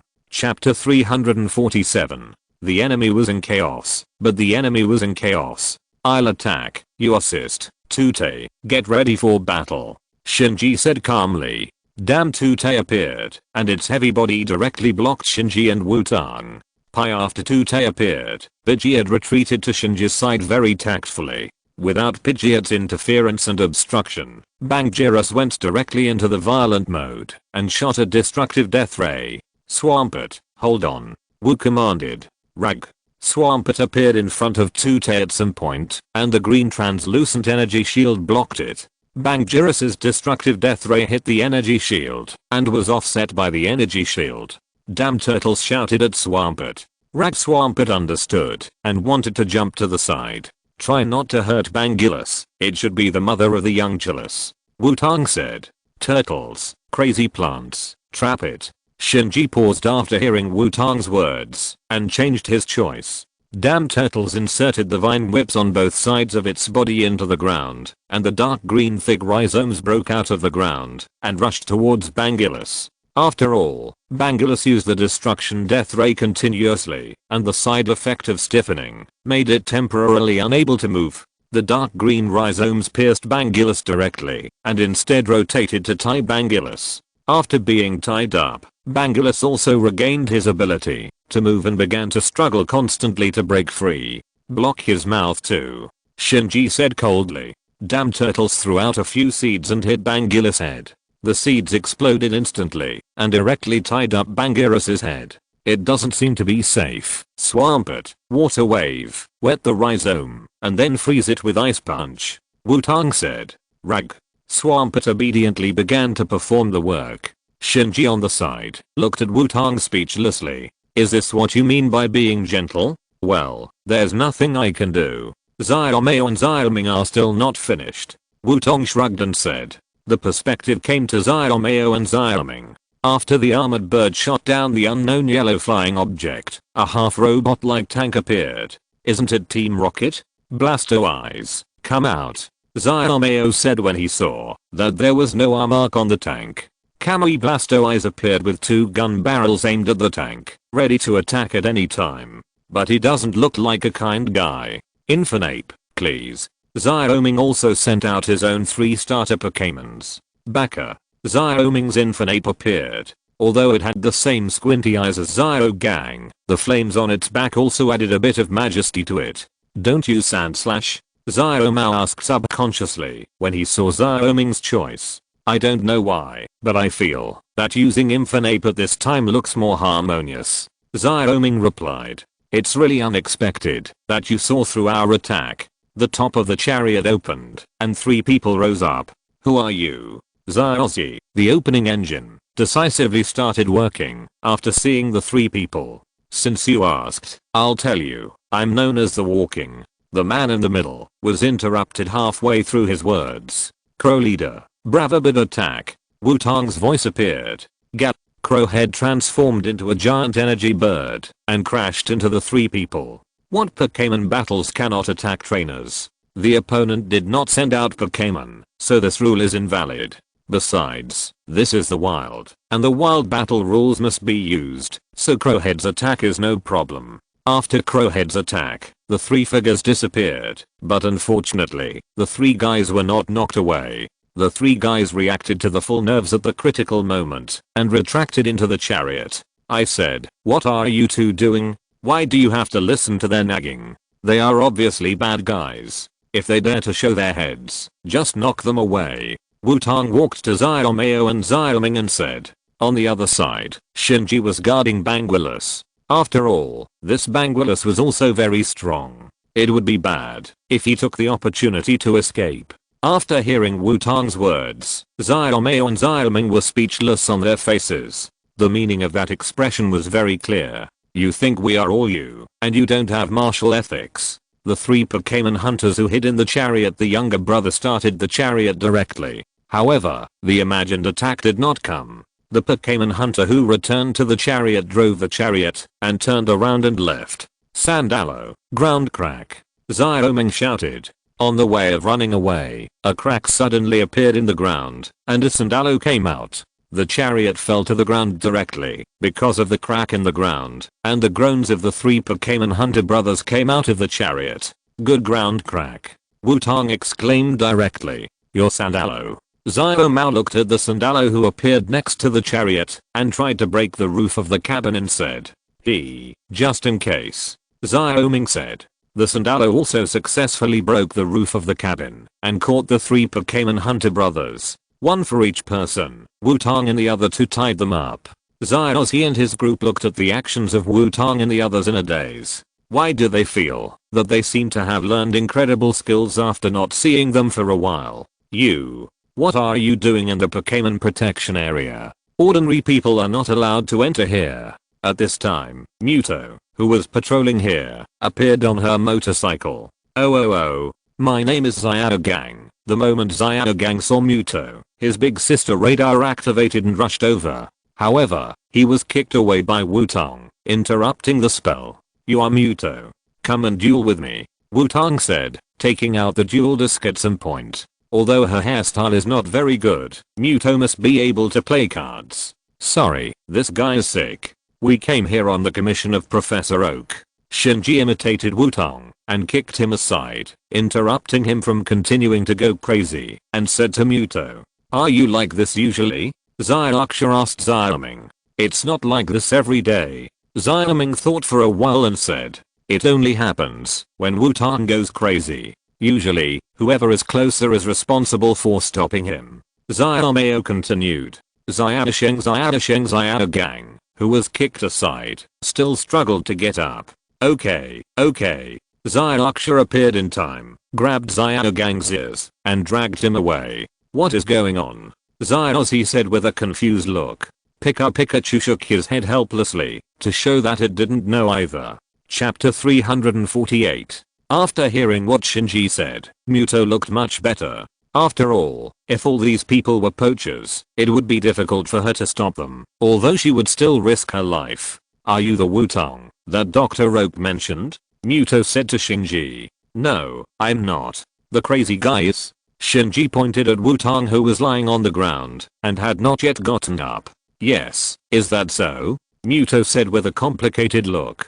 Don't worry, Miss Muto, although this guy likes to go crazy, he is very reliable when it comes to serious matters. Xiaomei walked to the side of Shinji and said, Are you? Xiaomei, the grandson of Dr. Oak. Muto looked at Xiaomei and asked. Yes, we came with him to help. I heard that Silver Mountain is very suitable for training. If possible, I will trouble you for a few days. Xiaomao, who has full social attributes, said. These guys seem to be Pokémon hunters. I'll leave it to you, Miss Muto. Oh, by the way, my name is Xiaoming. Xiaoming also came over and said. Behind him, Infinite and Sand dragged the three Pokémon hunter brothers over. At this time, the three Pokémon hunter brothers had been tied up tightly. These three guys. It has always been difficult to catch them. It has given me a headache for a long time.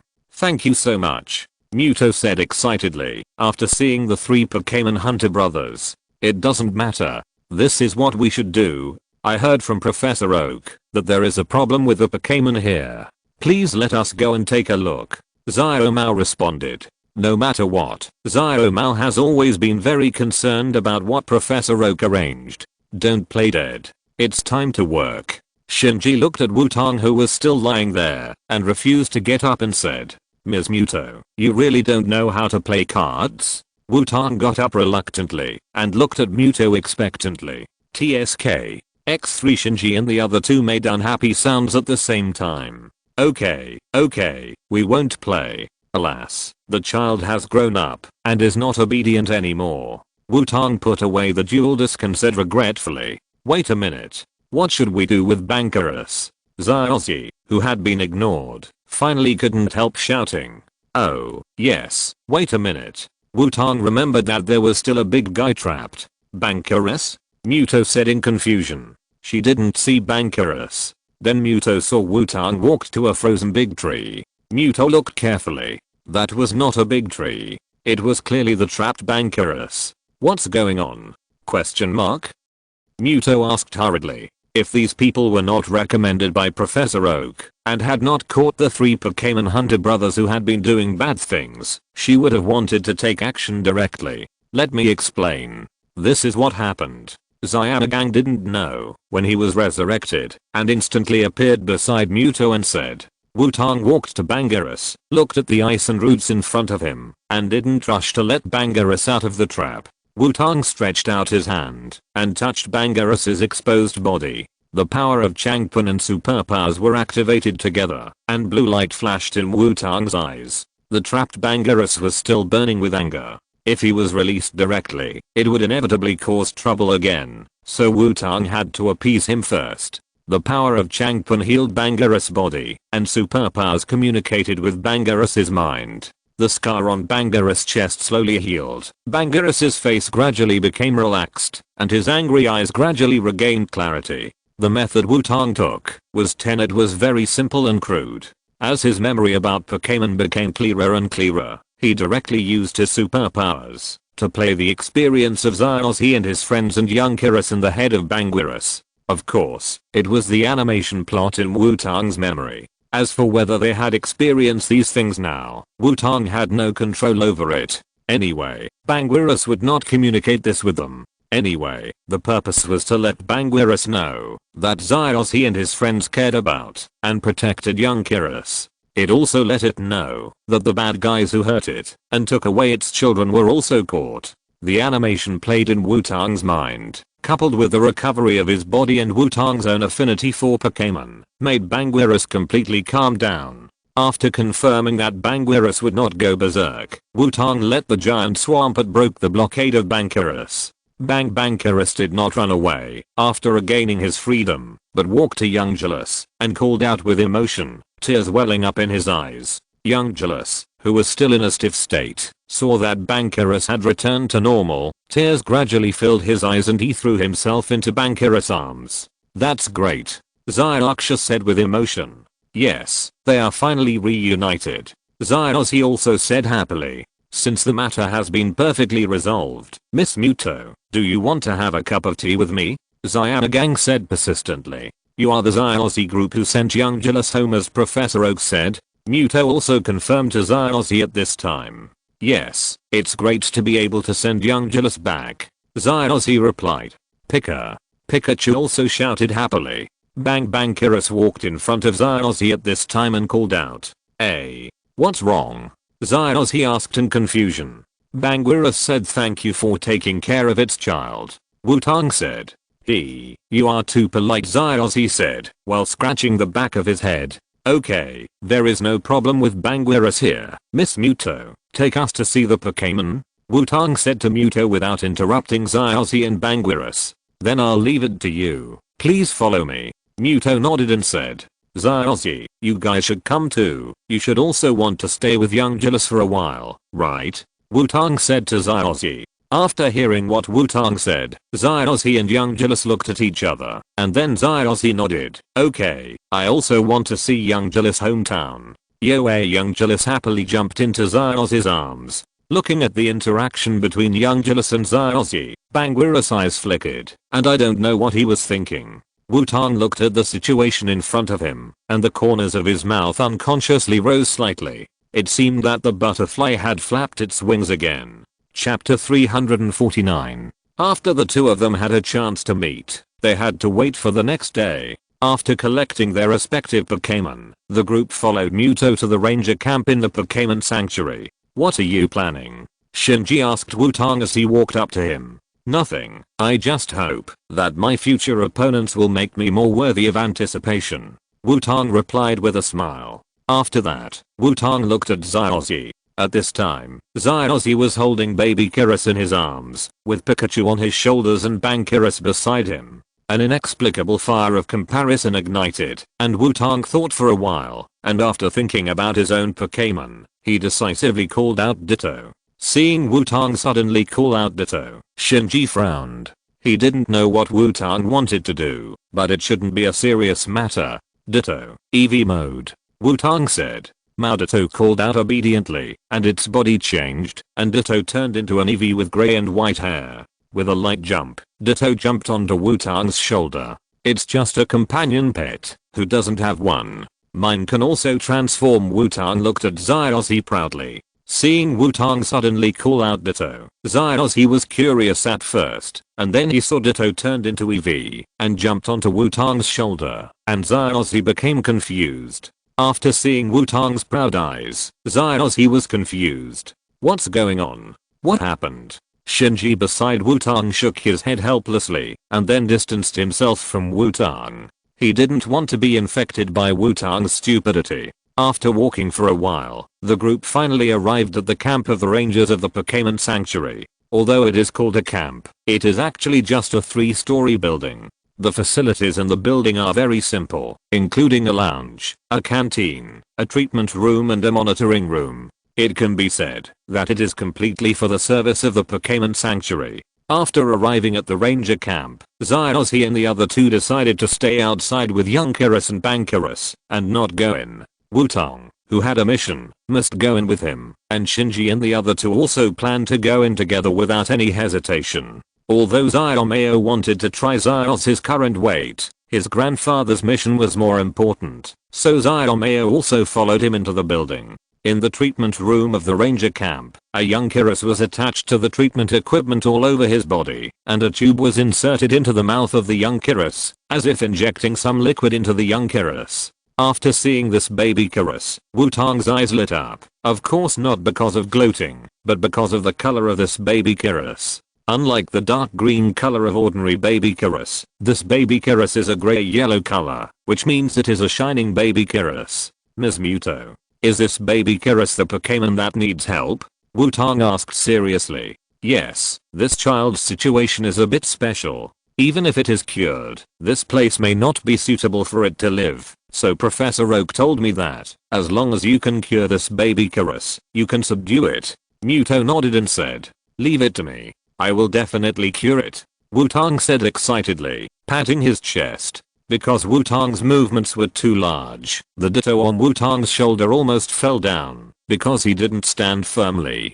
Fortunately, it changed back to its original appearance in time, and entangled Wutong's arm. After Wutong made a vow, he stared at the baby Kyrus, and the hot eyes made Ditto sweat a little. It was not strange for Shinji and the other two to see Wutong like this. After all, the three people who knew Wutong's situation fully understood what a shiny young Kyrus meant to Wutong. It was just like Big Bones to a puppy, Catkin to a cat, and Pikachu to the Rocket Trio. The temptation was full, not to mention Wutong. Even if they knew they had a chance to get a quasi-god level Pokémon, they would be like this. This made the three of them think of Xiaozhi, who was playing with the young Kyrus outside. The luck of that guy was really ridiculous. "Okay, calm down and listen to what Miss Muto said about this young Kyrus first." Xiaomei patted Wutong on the shoulder and said, "Well please, Miss Muto, the more detailed the situation of the young Kyrus, the better. Please tell me," Wutong said to Muto seriously.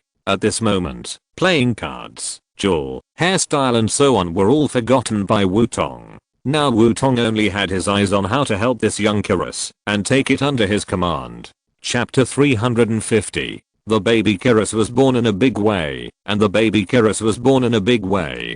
Surrounding the baby Kyrus who was receiving treatment, Muto began to tell Wutong and others about the baby Kyrus's situation. Actually, this little guy is an orphan, Muto said as he looked at the baby Kyrus. Orphan? Wutong said puzzledly. He thought that the baby Kyrus was abandoned by its parents because of its color, but he didn't expect that this guy was an orphan directly. Yes, its mother died after giving birth to it. After all, the Pokémon Reserve is not small. We protect Pokémon from being poached, but we will not take the initiative to interfere with their lives, Muto explained. After hearing Muto's words, Wutong and others expressed their understanding. This is just like a wildlife reserve. Protection is protection, but under normal circumstances, it will not interfere with their normal lives. Whether it is birth, aging, sickness and death, or hunting and being hunted, this is their original life. Normally, we will protect these unprotected Pokémon eggs as soon as possible, give them survival training after they hatch, and then release them back to nature. However, its mother seemed to know that she could not come back, so she hid it very secretly, which also led to us finding the place where it hatched after discovering this little guy, Muto said helplessly. So orphans are just a cause, right? Xiaoxia said. For wild Pokémon, it is not a rare situation to be born without parents. After all, the survival pressure of Pokémon in the wild is not small. That's right, after it was born, there were no parents to teach it how to survive, so it could only grope back and forth by itself. But this little guy was not very lucky. He encountered a group of Pokémon with bad personalities and barely survived after trying to escape. Muto continued. It seems that Pokémon can also be good or bad. Xiaoxia couldn't help but say. After all, Pokémon also have their own consciousness, and different Pokémon have different personalities. After that, this little guy met his own kind. Muto said. It should have encountered something worse. Shinji said calmly. That's right, shining Pokémon is like an alien among its own kind. Some Pokémon will at most exclude this alien, and Pokémon like Bankerus, who has an arrogant and violent personality, will have a strong rejection of aliens. Muto said. Wutong looked at the young Kyrus without saying anything, waiting for Muto to continue.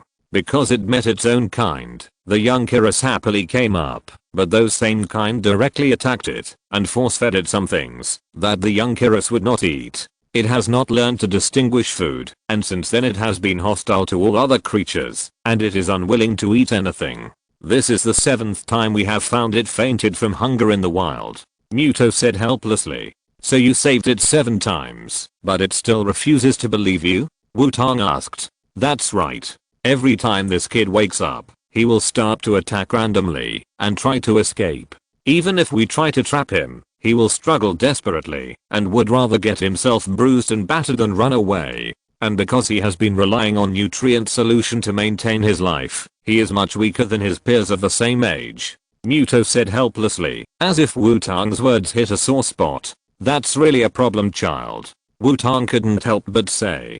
So, please help this little guy, not only to heal his body, but also to heal his mind. Muto said. Problem child, leave it to me. After all, I specialize in taking in problem children. Wutong said. So what are you going to do? Xiaoxia asked. The problem of this little guy is not so easy to solve. Xiaoxia continued. The damage to the mind is not so easy to heal. Shinji also said. The damage to the mind? There is no such thing. All it needs is its own kind. Wutong said calmly. The so-called kind is not just the same race, especially for aliens like young Kyrus. Only aliens can be the kind of aliens. And what Wutong lacks the least is aliens. It seems that it's time for it to appear again. Wutong said and took out a bottle of potion. Seeing this bottle of potion, Shinji and the other two frowned. Muto on the side looked at Wutong and the potion in his hand with a puzzled look, not knowing what he wanted to do. What are you doing? Excuse me, Ms. Muto, is there a room you can lend me? Wutong said to Muto. No problem, come with me. Although he didn't know what Wutong wanted to do, Muto still tried his best to cooperate with Wutong. After a while, Ditto returned to the arena. I feel like I'm getting more and more used to this. Ditto jumped out of the room and muttered to himself. Ditto is talking. Muto, who was waiting outside the door, said in shock. Mao in the room. Ditto was crawling on the ground. Seeing the performance art of Wutong in the room, Muto became even more shocked. What was going on? Question mark? Could it be that the mushrooms she ate in the morning were not cooked? Question mark? Then the hallucination period is too long. Question mark? Damn, this guy's ruining my image again. Ditto. Be normal. Wait here for me to come back, or I will confiscate all your collections. Ditto shouted to the Watto in the room. MOW? Watto jumped up immediately after hearing what Ditto said and sat down on the sofa obediently. Huh? What's going on? Muto held her forehead and tried to figure out the situation in front of her, but she couldn't figure it out, no matter how hard she thought. Why can a Ditto talk and command the trainer? Question mark? Ah, sorry, I didn't explain it to you in advance. Actually, I'm Watto. I used a magic potion that can temporarily exchange the consciousness of the trainer and Pokémon. So although I'm using Ditto's body now, my consciousness is Watto.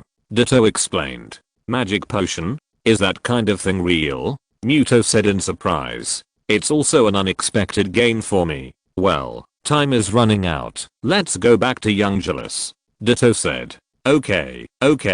Muto nodded and prepared to take Cardcaptorhinus back to the treatment room. However, she found that Cardcaptorhinus's forward speed was really slow. Sorry, Ditto is indeed a little slow. Wait a minute. Cardcaptorhinus said as his body began to change. Cardcaptorhinus turned on the giant swampert mode and his body instantly became taller. Wutong, your Ditto is really amazing.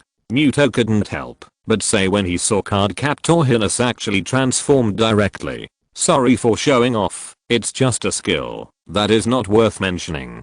Let's go. Cardcaptorhinus said modestly. After turning into the giant swampert mode, Cardcaptorhinus's forward speed was much faster and he soon returned to the treatment room. Seeing that Muto was followed by a pink giant swampert, Shinji, Xiaomao and Xiaoming immediately understood what happened. So your plan is to deceive Youngulus yourself? Shinji looked at Cardcaptorhinus and said.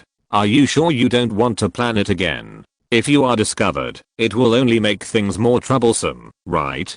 Xiaomao said that he was not optimistic about this method. Indeed, this child is pitiful enough. Xiaoming also said. I say, you guys, what do you think of me? How could I possibly deceive Youngulus? Sincerity is the ultimate skill, just watch me.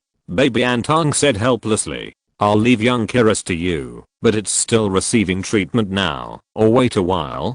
Muto said. No, I'll take it away directly. By the way, if possible, please take me to the place where Youngulus was born.